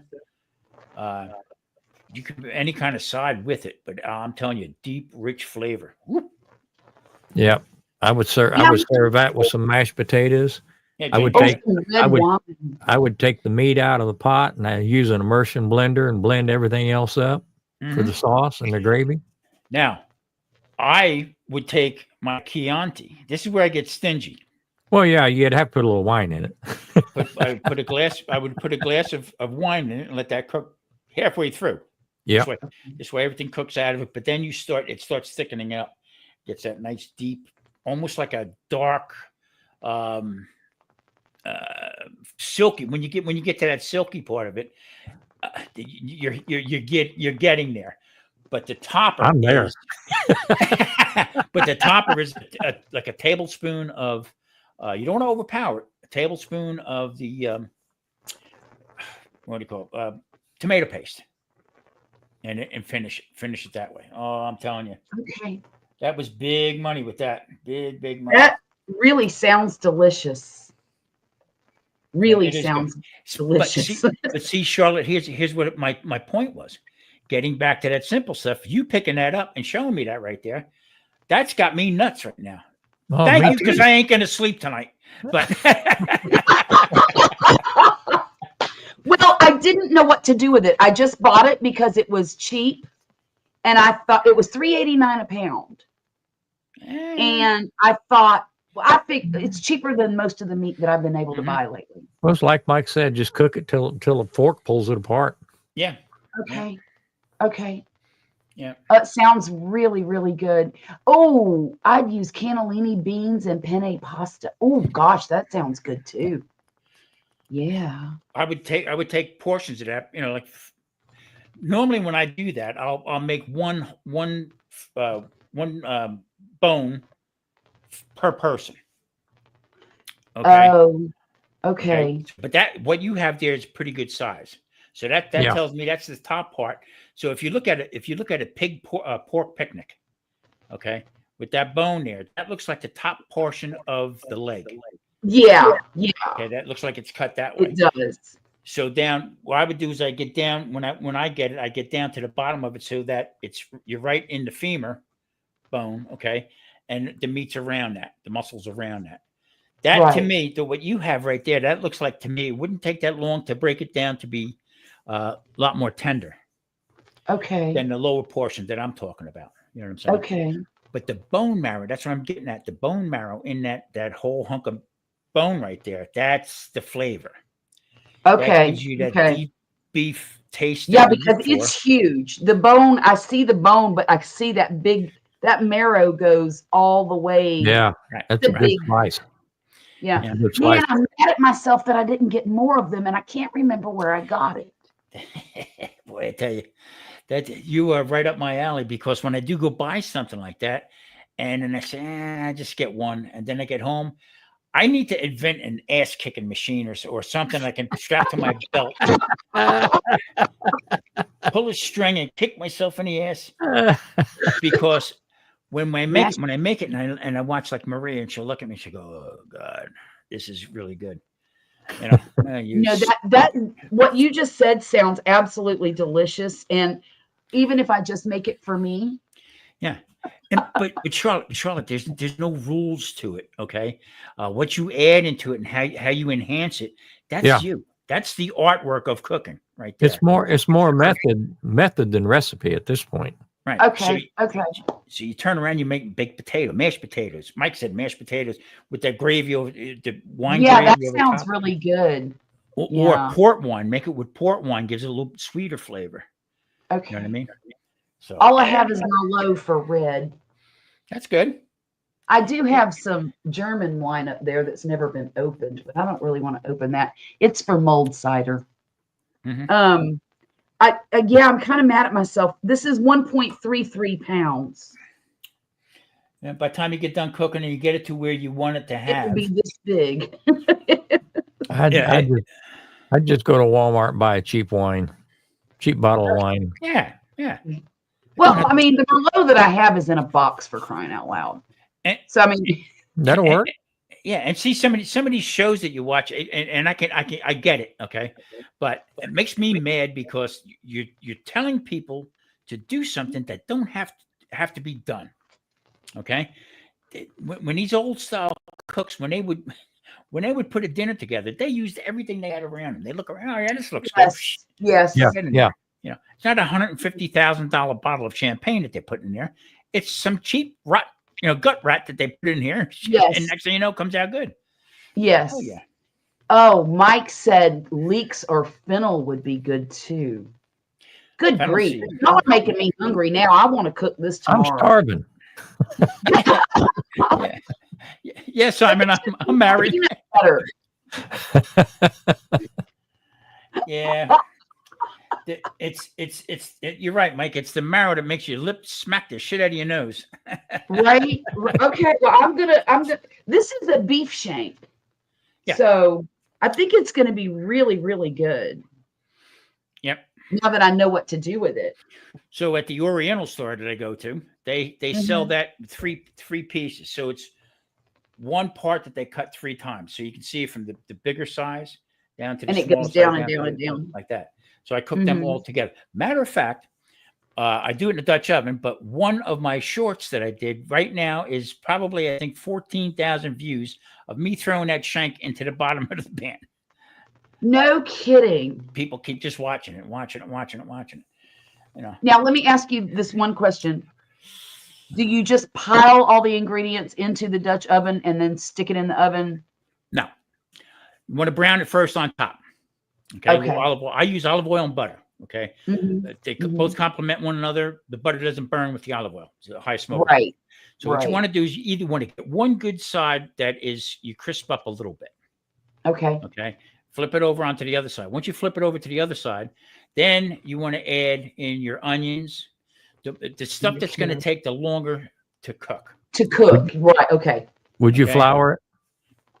You can, but there's no need to because you don't want nothing else to burn. You don't want to alter the flavor, so you want all And natural. if you flour it, it will thicken up your gravy too. It will. Later on, you can. What you would do is Okay. later on, you would take a pad of butter. Okay, Right. rather than making a roux, you make a beurre Because that marnier. butter will thicken it up too. Take a beurre marnier with flour, the pad of butter, a little softened, into the flour, both sides, and then put that in. And then Okay. between the both of them, will start thickening up. But Okay. the amount of bone marrow in there, you don't have to use a lot of flour to it because the bone marrow will actually thicken it up. We'll thicken. Okay. Okay. Okay. Okay. Okay. So what you want to do is you want to cook this to, I would put maybe a cup or half a cup of water, depending on the size of that. Okay. into it once you get both sides going. Okay. Put the onions in it, okay? And then if you want to put a carrot in, carrot's always good for a little extra flavor. Yeah. Cover it, put it in the oven, okay? Check it. Once you check it, and if you see it's going to produce its own moisture. Okay. So then you can put maybe like a half a cup of water into it, let it go, let it cook down again. Every time it reduces, then you add your wine into it. Okay. Or if you don't Okay. want to use wine, you could use what's this hair sauce. You can put that in there, okay? If you don't like that flavor, you can add white wine to it. It just doesn't I would matter. probably put the red wine in it. Right. It has a much deeper flavor to it. Yes. And then just let that go until it goes down, and then fork it once it starts peeling apart a little bit. Now, you don't want to go to the point where it's just going to touch it and falls apart. Right. You want a little firmness to it, okay? But it's still tender Yeah. because then it becomes dry. You can dry Right. it out. You'll need a 55-gallon drum of sauce. So Yes. keep everything together with that. Pull it out, and I'll tell you what, you got some. Like I said, then you can use anything with it. Immersion blender in there. Put some air into the sauce. Or the fond on the bottom. Okay, you got yourself. Oh, God dang it! I have to go. I wonder if that place is open 24 hours. Beef broth is good, but can get salty. Yeah. Yeah. Yeah, you I wanna use beef broth occasionally, but Yeah, I actually Yeah. add it to my chili. I like the idea with fennel at the end. Even at the end, you can put some fennel seed in, like Mike said. Yeah. Or Yeah. flat out Salt-free fennel. broth. Well, also, what's good you can throw in there, just a tiny bit of it, also is star anise. Put star anise in there, just a little bit. That could be overpowering too. But you want that beef taste. That's what you want. Just Exactly. That's so far just for me. That is just for me, y'all. Don't tell my family that I'm making it. No. I might save some for Poppy. See, but if you send them out, one guy cutting the grass, okay, the other guy weeding the garden, cook your dinner. They don't know. You throw a pan of decoy on top of the stove. And a decoy. I love it. I love it. Come in and say, "What is that?" It's supper.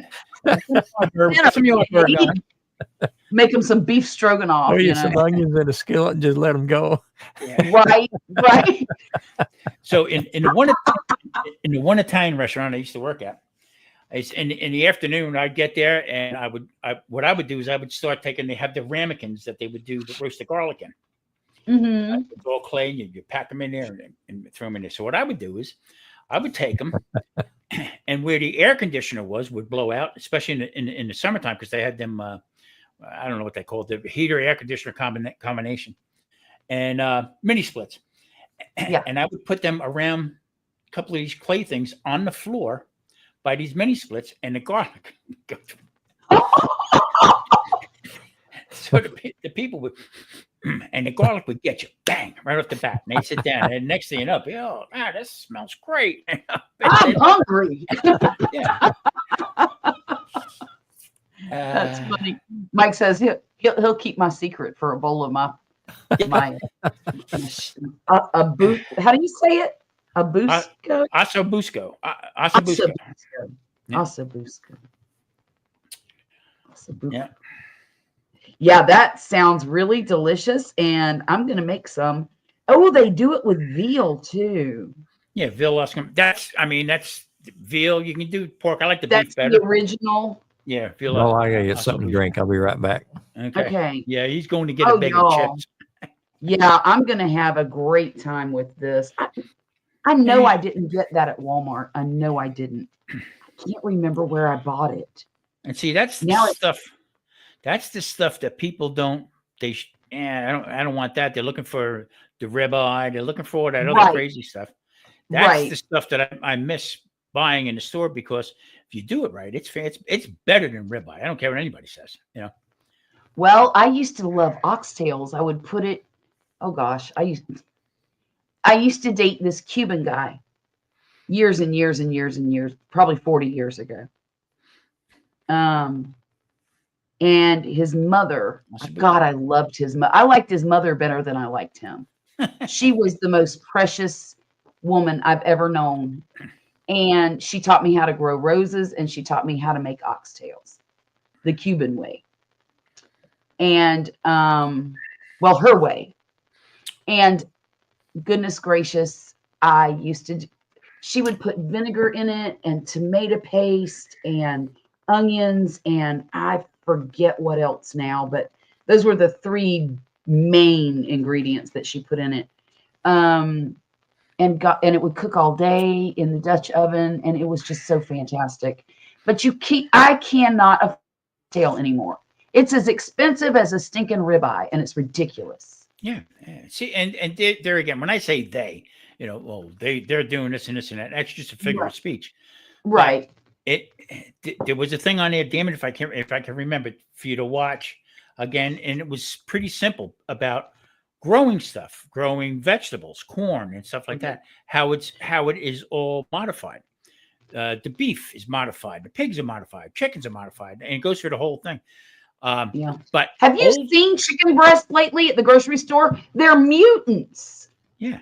Absolute mutants. Charlotte, I remember in the restaurant, we used to get chicken breasts, 2 of them. Both sides, okay, of the chicken. And that's how we would serve it. 1 chicken breast was 2 pieces, either side. All right. Right. Now you just get one side, and it's huge. And it's the same size as 2 used to be. Yeah. Or bigger. Yeah. So I take it and I slice. What they're doing to those chickens. Yeah. But exactly. One of the reasons I bought this was because it kind of looked like an oxtail. Mm-hmm. Yeah. And I thought, well, it kind of looks like one. Maybe it'll taste as good. Oh, it's going to be good. It's going to be good. Yeah. Well, you know what? Just look how dark the meat is.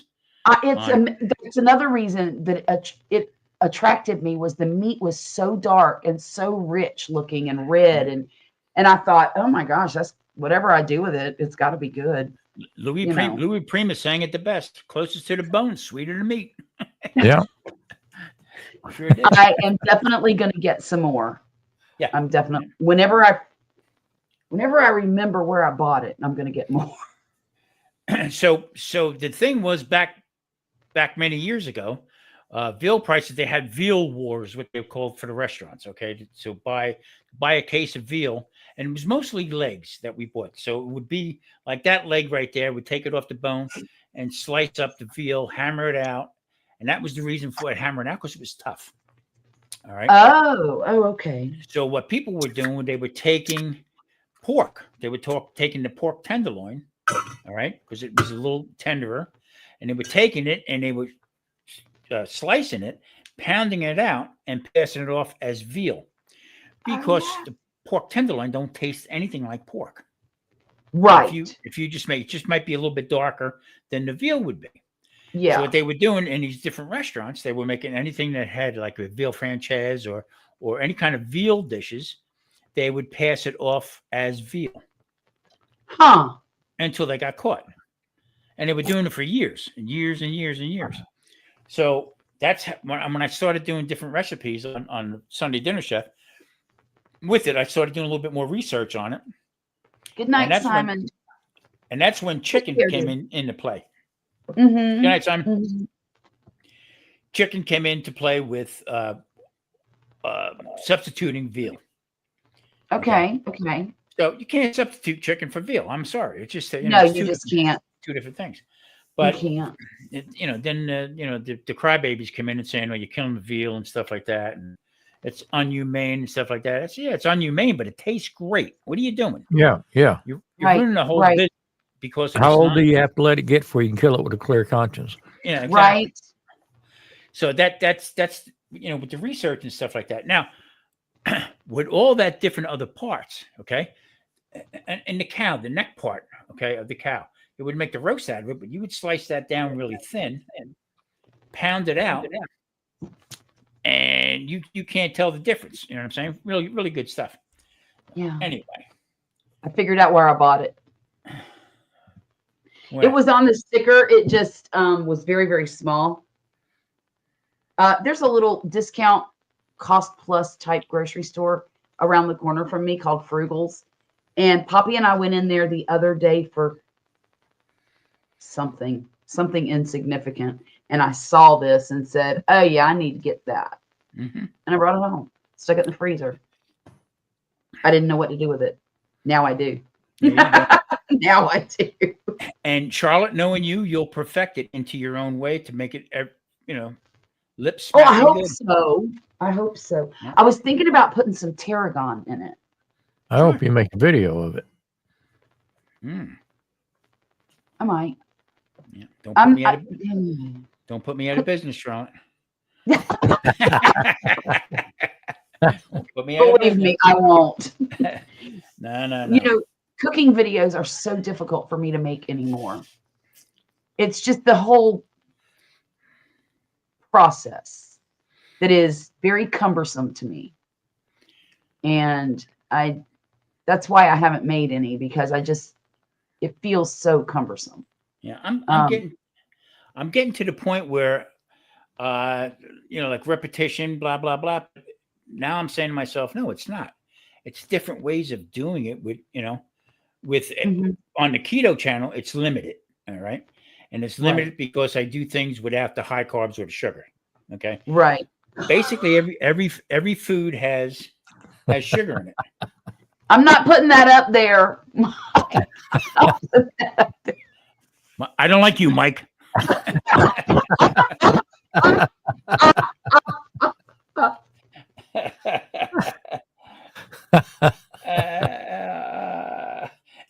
You either, Simon. Go to bed.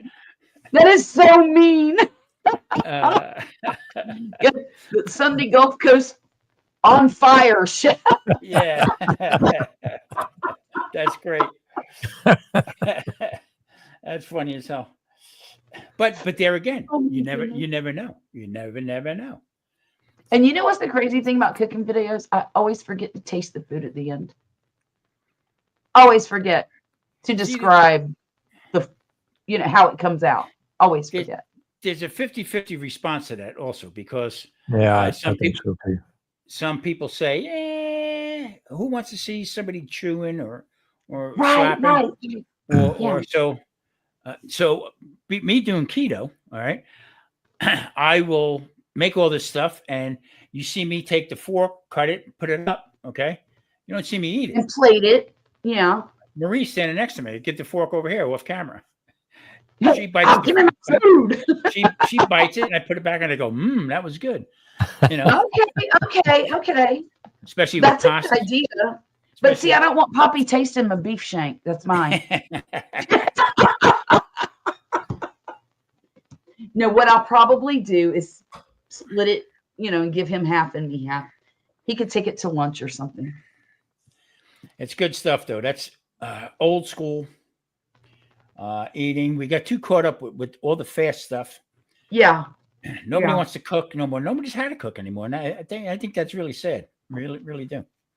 It is. I had heard of the ossobuco stuff. Ossobuco, yeah. Ossobuco. I'd heard of it. Maybe in a movie, or maybe just in passing. And I thought, I remember thinking, what's that? Again, it's I peasant. appreciate you telling me how to do that, because that does sound delicious and something There that again, I might want. it's peasant food. Again, you know what I'm saying? And they take peasant food and they all of a sudden turn it into something that's worth a lot of money in a restaurant. So good marketing, like I said. The people who do it, who make the most money on all this stuff, are the marketers. Yes. Hey, Dwayne, how are you tonight? Hey, Good to see you, Dwayne. Dwayne is so sweet. He was in my live stream the other day where I was doing some diamond painting. And I just really appreciate you, Dwayne, because you show up. Doesn't matter what I'm doing. It just doesn't matter. You are there, and I really appreciate you for that. Oh, goodness. I just wanted you to know that, Dwayne. I should not be. I'm sorry, Dwayne. I should have said that face to face, and I apologize. But I'm over here trying to blow my nose and sneezing my full head off and itching like nobody's. I think I have hives. I think I've had an allergic reaction to something, because my neck is itching and all down in this area. And What'd you get into today? nothing. Well, my garden. Yeah, it must have been something out there. It had to be something. I don't know. Maybe it was something I ate. I don't know. But I just, oh, Probably the taco. No. You know what? You know what?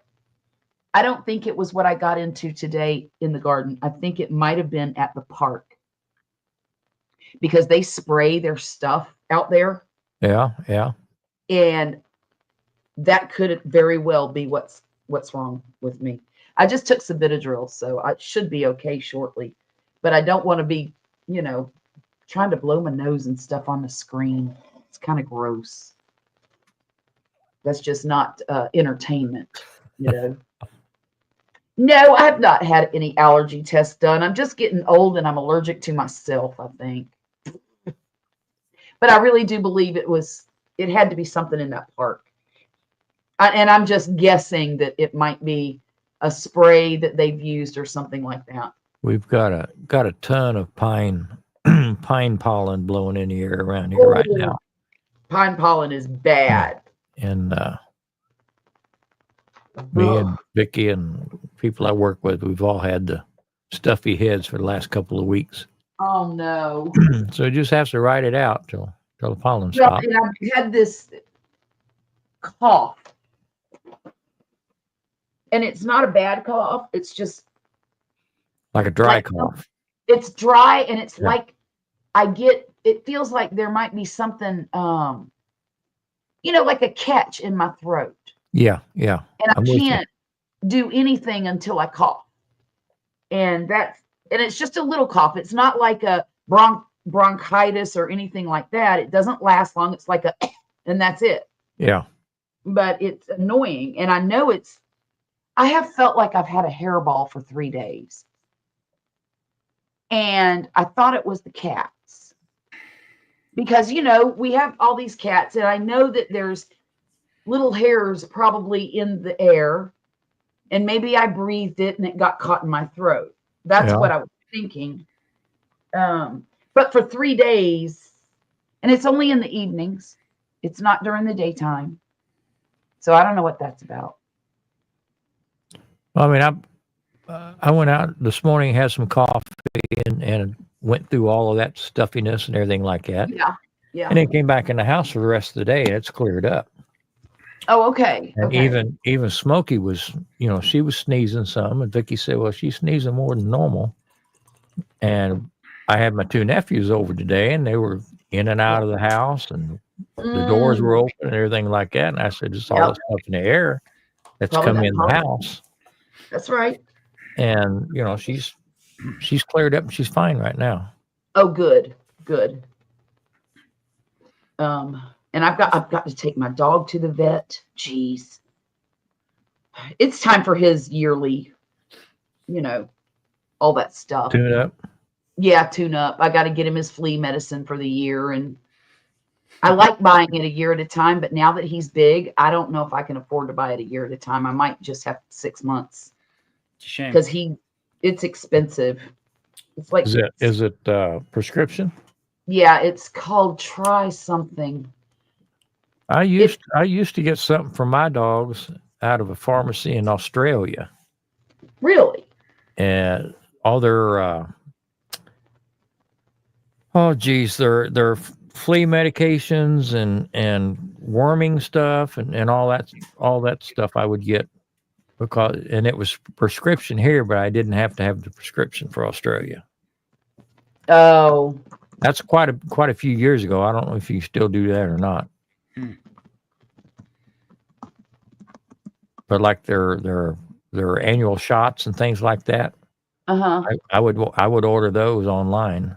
Well, now you can get those at Tractor Supply. The only one you can't get at Tractor Supply is rabies. Yeah, but I used to get the heartworm stuff. Oh, yeah. And because I had several dogs, Yes. so I And you needed to find a kinda like cheaper way that. than going to a vet, because I could walk into the vet and drop $300 easy every time I walked in there with a litter of puppies. Exactly. They'd just be rubbing their hands together. He's back. Then you have to do it every 2 weeks with a litter of puppies? I can't remember. I know once I started selling them at 6 weeks, They done Yeah. had their second series of shots. Right. And the worming and all that too. Yeah, because I wouldn't sell them without it because I didn't know if that's the last time he was ever going to get it or not. Exactly. Yeah. So I did it for the dogs, not for the sale. Right. Frugal app, frugal food, frugal company. I'm trying to see if I can get on this app and maybe have a DoorDash delivery. I just turned on my Facebook, and there's the first thing that popped up. What is it? Oh, There you go. that's my baby. That's my baby. That cracks me up. As soon as I put it on, boom, there he is. He's so stinking. Oh, that's not what I want. Ah, jeez. No. That is not what I'm after. Okay, never mind. So Okay. Grumpus, you feel like you're getting back into the mode again for starting to put some videos up? I feel it in my body. Feel it in my bones. Good. So what I was just going through with Marie, we're talking about try to plan out the summer. What I'm going to do is as far as because I started the other channel. So what I did was I'm going to be doing a cookbook. Oh, So, cool. but it's gonna be minimal. Okay, so what I'm doing is I already started the other channel. Was it Fire, Cook, Eat, Repeat? Okay, Right. and what I did was I first started out with Grandma Pizza.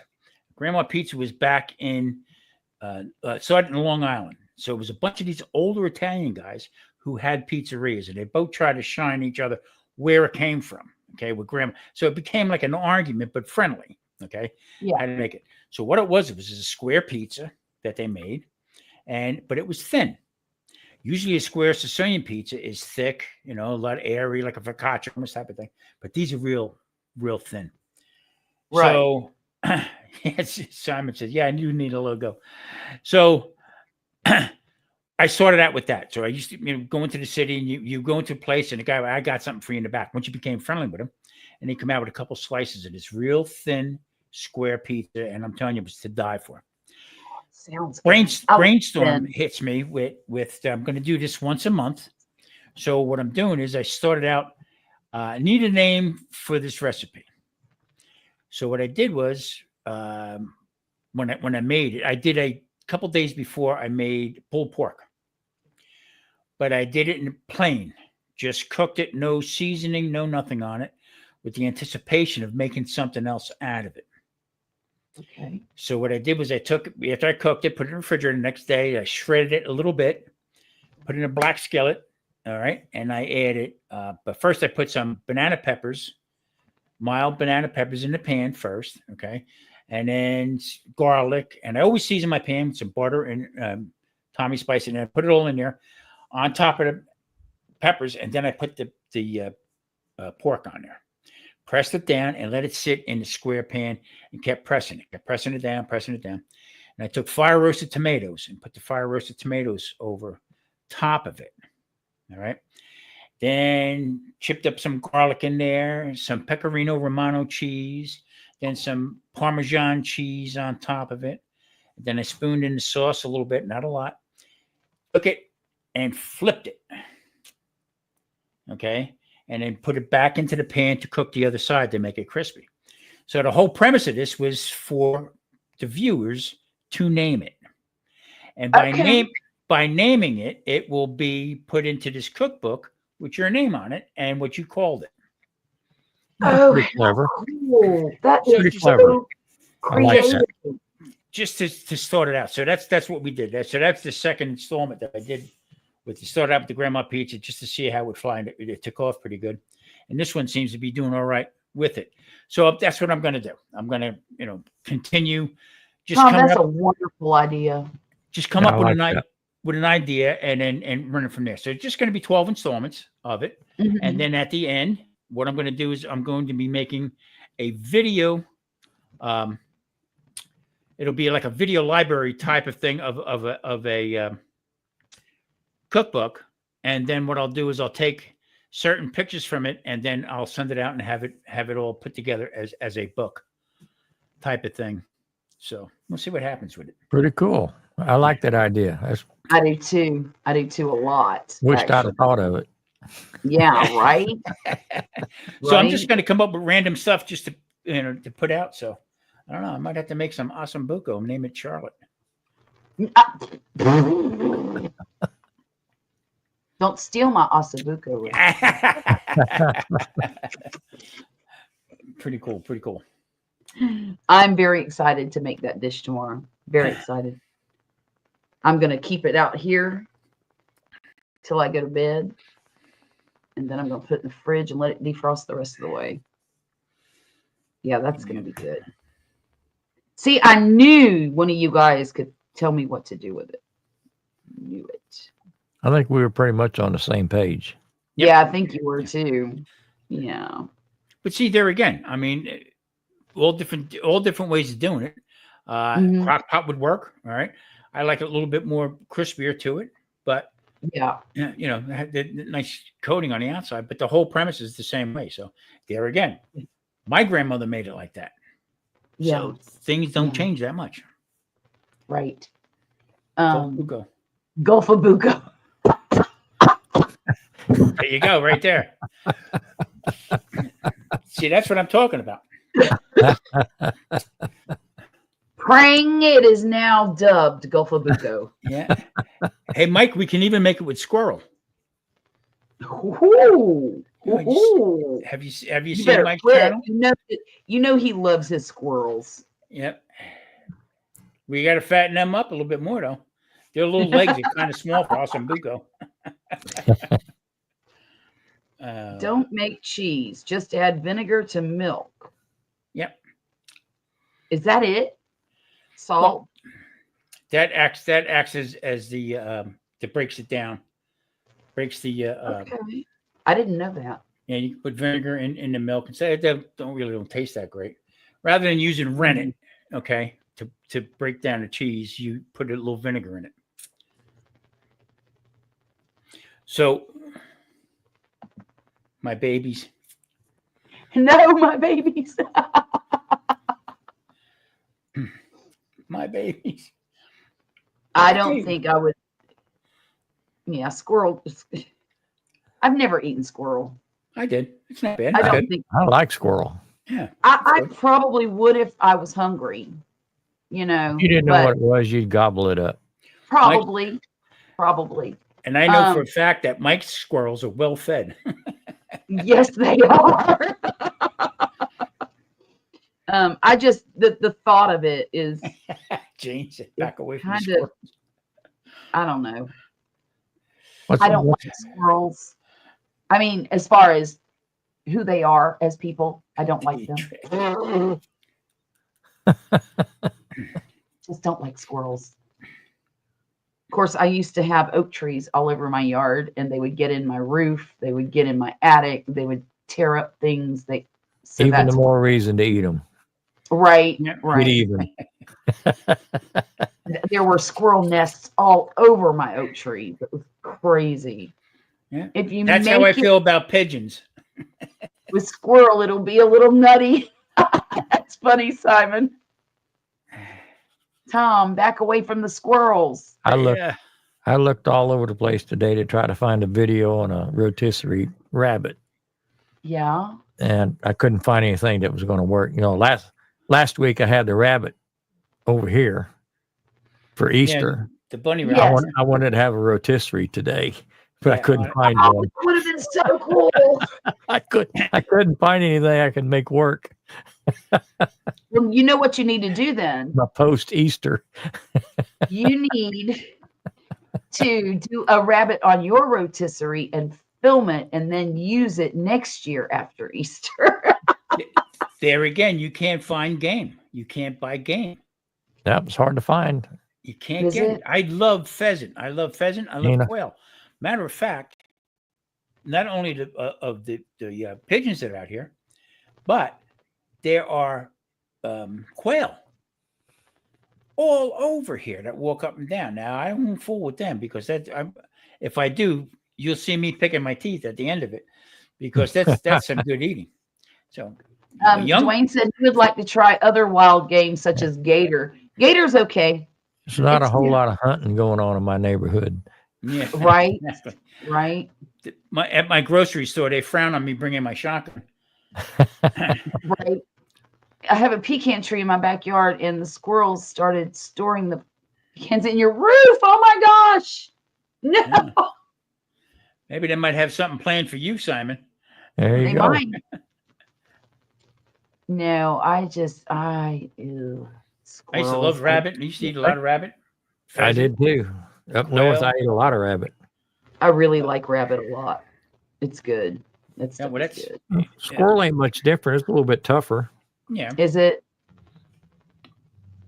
marinated. But I But still again, I prefer- go back. I go back to the same argument. You know, who decided in the beginning what we animals we could eat and which ones we couldn't? Right. I mean, we'll eat a Right. cow, won't eat a horse. Right. Not We'll here in eat this a country. we'll eat a anyway. goat, but we won't eat a dog. Yeah. Right. Eat a rabbit, won't eat a cat. I mean, who drew the lines of what we could and couldn't eat when they're Mhm. all meat? I think, of course, dogs and cats, they're like family to most people. So it's I hard to got no get connection. My neighbor's dog, Yeah. a good point. Good point. the one And that then- barks all night, keeps me awake. Horses were so valuable for what they could accomplish for people. Over in the UK. But you got horse meat in Europe. Yeah. I know. But I'm just saying over here, Yeah. I think horses were just a valuable Wow. resource for getting things done. But you see the question, the point I'm do. trying to make is, Yeah. I do. you know, who made that? Who made those rules? Right. Squirrel's roast beef tasting to me. Okay. Oh, I bet Oh. that's good. Frog legs. I love frog legs. Mm-hmm. I'm going to have to try better frog legs than the Chinese restaurant. Yeah. I was telling you before, I was watching this thing about how chickens were raised in this country, and especially in North Carolina. I lived it. Across the street, there was a turkey farm. A couple miles down the road was a chicken farm. They're all confined in here like this. Yeah. And yeah. that is some people out now that are starting a new, I can't remember the name of it, but starting a new way of raising these, and it's free range. Okay. They Okay. pull the coops out into an area, open it up, let the chickens go. Free, Mhm. have the dogs and whatever around the whole bit. Our lifestyle changed so much because of fast foods. So it just was Yeah. in our lifetime. And Yes. it was our lifetime that that changed everything. Oh, you can't eat that. That's cruelty. You can't go Yeah. hunting because they're building houses over here and stuff like that. So the ecosystem, as far as I'm concerned, was wrecked by us, by our generation, or the rules that they made. Mhm. Yeah, crazy. you're right. You're right, Dwayne. You know what, Dwayne? I used to say that to my kids all the time. They'd come out here and tell me they're hungry. And I'd say, well, I've got this, or this. My And they mom's said, favorite want line that. was I ain't running no restaurant here. Right. And they would say, I don't want that. And I'm like, you're not hungry enough. Go back in your room. Wait a while. You'll be hungry enough. You'll I eat it. remember my father telling me, "Get away from the table. You don't eat today." What? I'm sorry. Whatever. Keep my mouth shut. Just keep on eating. That was like a sacred thing. Was sitting down for dinner. Well, whole and family my used to- mom didn't give us a choice of not eating it. Yeah, You're going to sit there and eat it. She said, I ain't cooked nothing that's going to poison none of you. Yeah. Yeah. My parents were the same way. You sat down, you ate dinner at the table with everybody else, and you didn't cry about it. You didn't wrinkle your nose up. You didn't do any Yeah. of that. Just ate. Simon, our choices was he didn't like it or eat it and don't like it. Mm-hmm. Yeah. Mm-hmm. But now Yeah. I told mine they could eat peanut butter sandwich. They weren't allowed to have jelly. They could have peanut butter on bread, and that is it if they didn't want to eat my food that I made them with all the love in my heart. Maybe a middle finger or two. Ain't no guilt there, is there? No. I can remember my grandmother would boil everything that we got to cook, Oh, my grandmother did that. Oh. especially pork. And I asked her, "Why are you doing that? Why do you?" The lady down the street, she oven roasts the pork, and it looks so good and crispy. She said, "Well, go down, eat down there with them." Okay. Yeah. She she did it because in the city in New York, they sold the meat on the sidewalks. It was like a open air market Open all market, the yeah. time. All right, and the pork was packed in salt. Okay. All right, and because they didn't have any refrigeration, they had the iceman would come around with the big block of ice and carry it up the stairs, and you put that block of ice in the ice box. All right, but as far as the meats were concerned, just to cure off botulism or any trichinosis, whatever it was, and she would boil everything to get the salt out of it, Ah. and then oven roast it or cook it however it was. Yeah. So. yeah. Most of the meats back in the day were salt packed. That's what a Boston butt is, is the shoulder. But the reason why they called it a Boston butt is because the barrels that they packed them in, they called them butts. And it all came from Boston. So they would pack these shoulders in these butts, pack them with salt. But the next one in the whole thing, and they'd ship them all over the world in salt. So that hence the name Boston butt. Okay. But Okay. you look at different videos I've seen. Today we're going to start out. We're going to be boiling the ribs, and it was like a new phenomenon that came. Oh, they're boiling pork. It's been around forever. You know what I mean? Just My stepmother used to boil ribs before she'd put them on the grill. yeah, exactly. Yeah. Yep. But it never made a lot of sense to me because she'd have to cut them and into pan-sized pieces Mm-hmm. in order to boil them. And then, when you put them on the grill, they're just little. They're white. Yeah. Yeah. But So- I mean, they were good. They were good, I guess. I can remember when barbecue sauce became really popular. It was Open Pit by Kraft. Was the big barbecue sauce that came out, okay? And it was Open Pit. It went I on think for I years. remember that. Yeah, and then years and years, and then it started getting enhanced and stuff like that. We did it in the bar. We did a chicken dish. Okay, it was a whole chicken breast, cooked on a grill, painted with Open Pit barbecue sauce, put on a hard roll with yellow American cheese, and we sold it for $1.50. I'll be Yep, and it would go crazy, go completely crazy. Huh. Yellow American cheese. Yeah. So Was it the real cheese or was it the Kraft cheese food? this was Kraft, I guess, whatever they come up with that. Okay. But yeah, we used to sell the living hell out of it. Not like being half crocked, eating a chicken sandwich with barbecue sauce that made you more thirsty. That's the deal right there. There you go. Yeah. So when you hear people say, "Oh, times have changed," no, they really haven't. They really haven't changed. As far as getting back to the basics with foods and stuff like that, we're still bitching and moaning about food prices. You go back 15 years ago, people bitching and moaned about food prices. Well, and some of the reasons that I know, when I was taking care of my 5 kids by myself, food was really kind of hard to come by. You made it stretch, that's sure. And I sure made it stretch. Now, by the time I left that situation, I weighed 102 pounds and looked like death warmed over because I was eating what was left over on the kids' plates, but they got fed. Yeah. And honestly, I cannot remember how I did it now. Some things I remember, like the recipes that I've posted, what to make when you're broke. I do remember that. But I remember being able to make chicken and hamburger 9,000 different ways each. My mom, same way.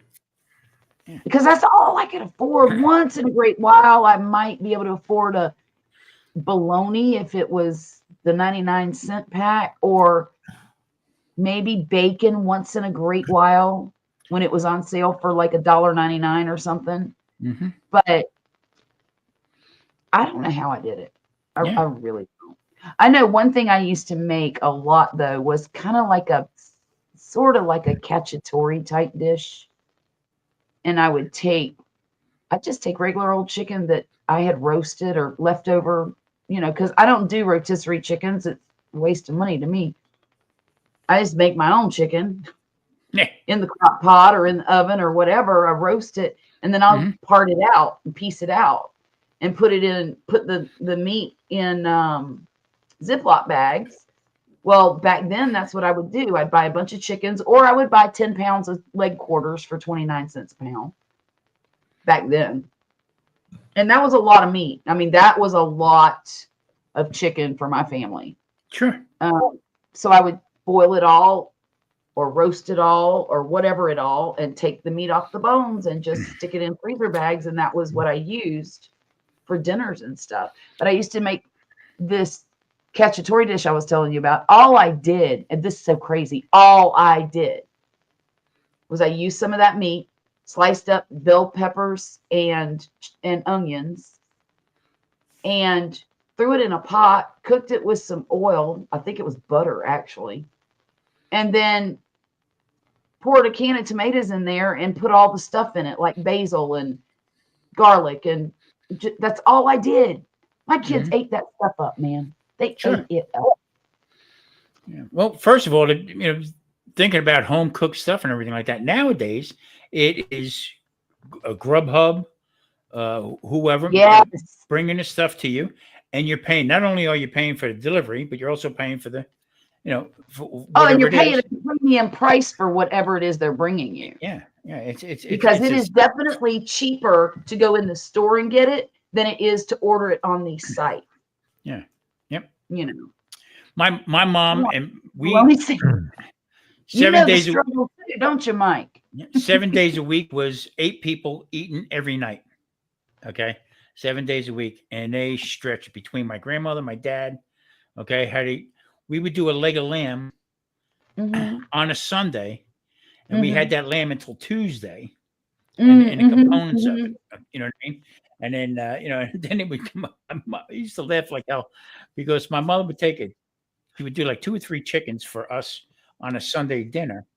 And then by Tuesday, she was running out of names for chicken croquet and yes. I told my mother, I said, "How about baseball chicken? Because you're coming up with whack job names. just spread it out." But that's how they did it. I mean, look, one time my boys, they didn't like potatoes. They didn't like French fries at all. They wouldn't even eat French fries at McDonald's. That's how much they didn't like potatoes. No. Well, I decided that I was going to buy these sweet potato fries in a bag. I had never seen them before. I saw them and I thought, oh, that looks kind of cool, right? Frozen, of course. And so I brought them home and I'm cooking these things up. And my son comes and he peeks around my shoulder. He said, "What's that?" I said, "You don't know what that is?" "No, what is it?" I said, "That's French fried fingernails." I had to think of something other than potato. It could not have the name potato in it. Let me tell you what, that boy sat at that table and ate half of them. Wow. Wow. My nephew, when he was little, he had a high pitched voice that would go through. It would make me want to listen to a chalkboard squeak. Yeah. Okay. So my mother had patience to a point. Okay. So what she was doing there again, stretching the buck. She was taking ground meat, almost like making meatballs, but she was taking them and she had shredded cheddar cheese. Okay. So she got it herself, shredded herself. Well, anyway, she's putting these balls together with the cheese in it. Okay. To fry in the pan. He come walking and, "Hey, Nana." "Hey, Nana, what are you making?" Cheese balls or whatever she said it was. Yeah. "Hey, Nana, what are you making?" He kept saying. So finally she turned around. She said, "Horseshit balls. Get away from me," right? He comes running out to me and he said, "We're having horseshit balls tonight." He said, "The neighbors are outside." But when we sat down, he shut up because he was digging up film. He was eating the meat, and it was just, crazy. Fast food was developed when we were younger. Okay, McDonald's was like a treat to go. Mhm. Oh, A yeah. burger, Yeah. fries, and a shake. You know what I mean? It was a big Mhm. treat. Now it's a staple. A huge treat. Yep. Yep. Now it's a staple. Not in my house, it's not. We do not do fast food in my once in a great while. We'll Five Guys is about the fastest food we buy. Maybe Subway now and then. But there is a new restaurant in town. The Crystal closed. Crystal Burgers. They're kind of like White Castles. Right. Right. Finally, I guess either went out of business or closed down, whatever. Well, they have this new place called Sliders. And Okay. Wesley and I tried it the other day. Y'all, these are pretty good. They make hamburger sliders, and it looks like they've hand done the patties. Mm-hmm. They put whatever you want on them, and you can get 3 plus some fries for I think $10, $10.99, something like that. It's good. I got the fish one. There's a fish one. Mm-hmm. Y'all, it was delicious. It was better than Chick-fil-A all day long. It was really good. Yeah. And I told Poppy that tomorrow on our way out to get the soil that we want and the fence, Stop and get a slider. we're going to stop and grab 3 more of those for me. Because Hey, I don't Grumpus, care about fries. I don't need the fries. But boy, those sliders are something else. Grumpus, you need swimmies on or something? That water Yeah. looks like it's Yeah. kind of moving kind of quick. It looks like it's about to take you away. Yeah. It does. I'm River's Edge tonight. Y'all, I swear, I think somebody put diuretics in my stinking tea tonight. Or water pills of some sort. I'll be right back. Maybe it's the water running behind me. Yeah, It might be. It might be. it's got my kidneys twitching, that's for sure. Ay. Yeah, so I contacted the Monument to see if they found anybody out in Houston. What it was for one of the TV stations. They were going to be doing a demonstration with it, but they said they found somebody that was going to do it. So I said, well, next time let me know. I said I know somebody out there that would do it for you. Yeah, I wouldn't mind getting into something like that. So, I've got a grill here I need to get put together. I've told you, I've got that pellet grill I bought, Mhm. I don't know, 4 summers ago. Wow. Still sitting on the deck, covered up in a tarp. I never cooked with a pellet grill. Never did. I haven't either, but it was one of these deals I couldn't pass up. Mhm. I mean, I got this thing for like $125, Nice. brand new in the box. So I thought I'd try it. Wow, that's good. My intention was when my gas grill burned up, I'd replace it with this. But this last grill I bought seems to be lasting a lot longer than they normally do. They wanted to give me being that I live here, they wanted to give me the Denali 605 that we cooked on. Uh-huh. We cooked on that and the Mesa, the smaller one. I had 2 of them going. And that thing was a beast. I'm telling you, when I was there that day, we served 1,000 people. Okay. Wow. A couple slices at a time. Nice. And this grill held up like you wouldn't believe. It's got 2 searing stations on it. So, come by. I said, I had to take it all apart. Oh, we'll clean it for you the whole bit. And naturally, I can't have it here where I'm at. I was going to bring it to my daughter's house. Yeah. You know what I mean? And then finally thinking about it, I talked to him. I said, you know what, just give it to somebody else. Why don't you do a drawing, Mhm. Yeah. the last day and have people take it from here and there. I said, but I do want a grill, but I want the small one. And they were they confused. Yeah. Of why I wanted this small one. Okay. So my intentions are to cook, like I said before, other than stuff. But I'm telling you what a nice little grill. I can't wait to get into using it. And stuff. Well, But the other one wouldn't fit on your balcony, would it? no, it would be the size of the balcony. Yeah. Yeah. So it didn't make any sense. You know what I'm saying? Uh-huh. But well built stuff really is, and I'm kind of glad to see that because a lot of the stuff that they're selling now is junk. You know, Mm-hmm. Well, some of the stuff is so thin. Mm-hmm. It just burns out. They burn Yeah. out before they wear out. yeah, okay, Mike, I got that. Yeah, it's the sous vide grilling.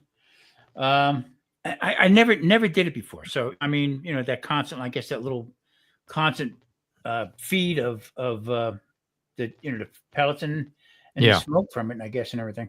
The only thing I question is what's the pellets made from? I mean, it's got to be wood, but what else is putting it in there? You know what I mean? Right. It's holding the pellets together, you know. Yeah. I mean, I've got nothing against them or anything like that. It's just that, I cook. I like my smoker because it's the process. Right. Mhm. Of course, I enjoy the food that comes off of it, but I don't really cook it for the food. A lot of times I give that food away. Hmm. But I enjoy it's the one thing that has forced me to slow down. Yeah. It I enjoy sitting by the fire. I enjoy managing the fire. Mm-hmm. I enjoy parking my ass in a chair for 14 hours if I want to. It's just that's the one thing that keeps me focused and slows me down.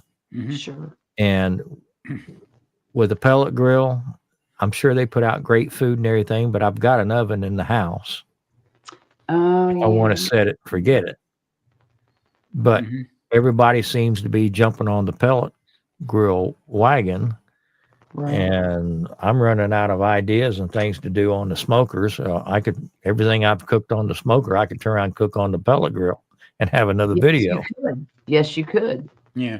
Now So there's that aspect. see back in the restaurant, we had these for the ribs. We used to hang the ribs, and then on the bottom, I had uh, a vessel in there. Would put water in it, and I would put a teaspoon of liquid smoke in it. Okay, Uh-huh. and this would in the water, the steam would come up and actually give it that smoky Right. flame, but Okay. not overpowering it. Um, Mhm. I like smoke stuff, I really do, but a lot of times I know in the past when I had my Kamado Joe, the little one, too much smoke on it. After a while, I got heartburn from it. Well, it gets Oh, it can get bitter, and you can't over smoke the stuff. Yeah. There's a fine line between, and everybody's got different tastes too. Yeah. yeah. So with my electric smoker, I use the chips, but I smoke them. I mean, wet them first. I soak them, Yeah. dump the water out, put them in, and they'll get going. Smell them a little bit, and it don't last. I only put a little bit in there because I don't want to overpower it. Right. Right. So with this little grill here, I also got smoke boxes that they make that fit into the other grills. Doesn't fit Right. into this little one, but I'll fix Right. it so it goes up on top. And like I said, I want to do some Mhm. cold smoking with cheese and stuff. So Mhm. playing with it back and forth. That's what I'm going to be planning on doing with it. I don't understand the term cold smoke. It's below 185 degrees. Okay, now I do. Okay, so what they would do is they would set this fire off to the side, and 9 times out of 10 they would put a pipe under the ground up into the smokehouse. So with the smoke, no chimney. So when they fire this stuff, the smoke would run through this buried pipe, go up into the smokehouse, and then they would smoke their stuff, but not cooking it. Okay. Okay. Right, and it would just put that flavor onto it, especially with cheese, because it would the melting point. So it's between Right. 165 and 185 that they would do this with a distance. But what I'm going to do is start it, okay, with soaked chips, put it off to the side, and put the cheese off to the other side, and just let the smoke get to it. It will get a little gushy, but then when I refrigerate it, it'll have that nice smoke flavor. Yeah. I have tried so many different kinds of smoke boxes that I never could get to work right. Lodge has got a little skillet. It's like a 6-inch, maybe a 4-inch skillet that has holes in the lid and holes in the bottom. Oh, And I'll generally put a charcoal briquette in the middle with some wood chunks around that. I'll start that and put it on my gas grill, and it does a great job of smoking on my grill. That's the one smoke box that really works. Yeah, and Grumpus, I got to tell you, my gas grill, I used to take tinfoil. All right. Put Yeah. the chips in there, pull it up, poke some holes in it, put it off to the side. And I'm telling you, we're better than Yeah, anything. I've done that. We're better than anything I had. I've done it too. But my smoker, the electric smoker, the Masterbuilt, it's got a water bath on the side. You put the water in it. I would put bourbon in it. Okay. Put bourbon in that, fill that up. Then I would soak the chips in bourbon or sherry, one of the two. Usually apple chips. And, and put that in there, and that would smolder. I do ribs, whatever I would do with it. But the moisture from, with the bourbon on it, give it another hint to it. Yeah. Yeah. But not overpowering. Just add a little something to it. So I would do cream cheese. All right. I would take cream cheese and I would make a mixture up on the cream cheese, either like some cinnamon or whatever. Okay. Ooh. And roll the cream cheese and all this stuff, put it on another pan, and I would smoke the cream cheese. And I tell you what, that's really good. Really, really My good. daughter does that. She smokes cream cheese. Yeah. And it is delicious. Yeah. So smoked Gouda. Sharing out. Guys, I'm starting to peter out on you. Yeah, me too. I gotta Yeah, get I up feel my early. eyelids getting heavy. Me too. And I'm starting to get quiet, and that's a bad sign. You made it 4 hours. Oh, wow. I did. You made the 4-hour mark. I sure did. Thank everybody in the chat. Thank you so much for coming in and hanging with us tonight. Still have 5 people watching. That's not bad for this time of night. I appreciate you having me up.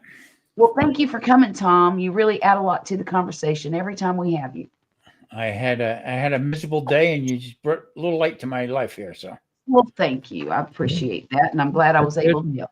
It's good seeing you. Good seeing you, Tom. yeah. Yes, it is. Yeah. Rumpus, thanks again. Grumpus olive oil. I got to put olive oil in it.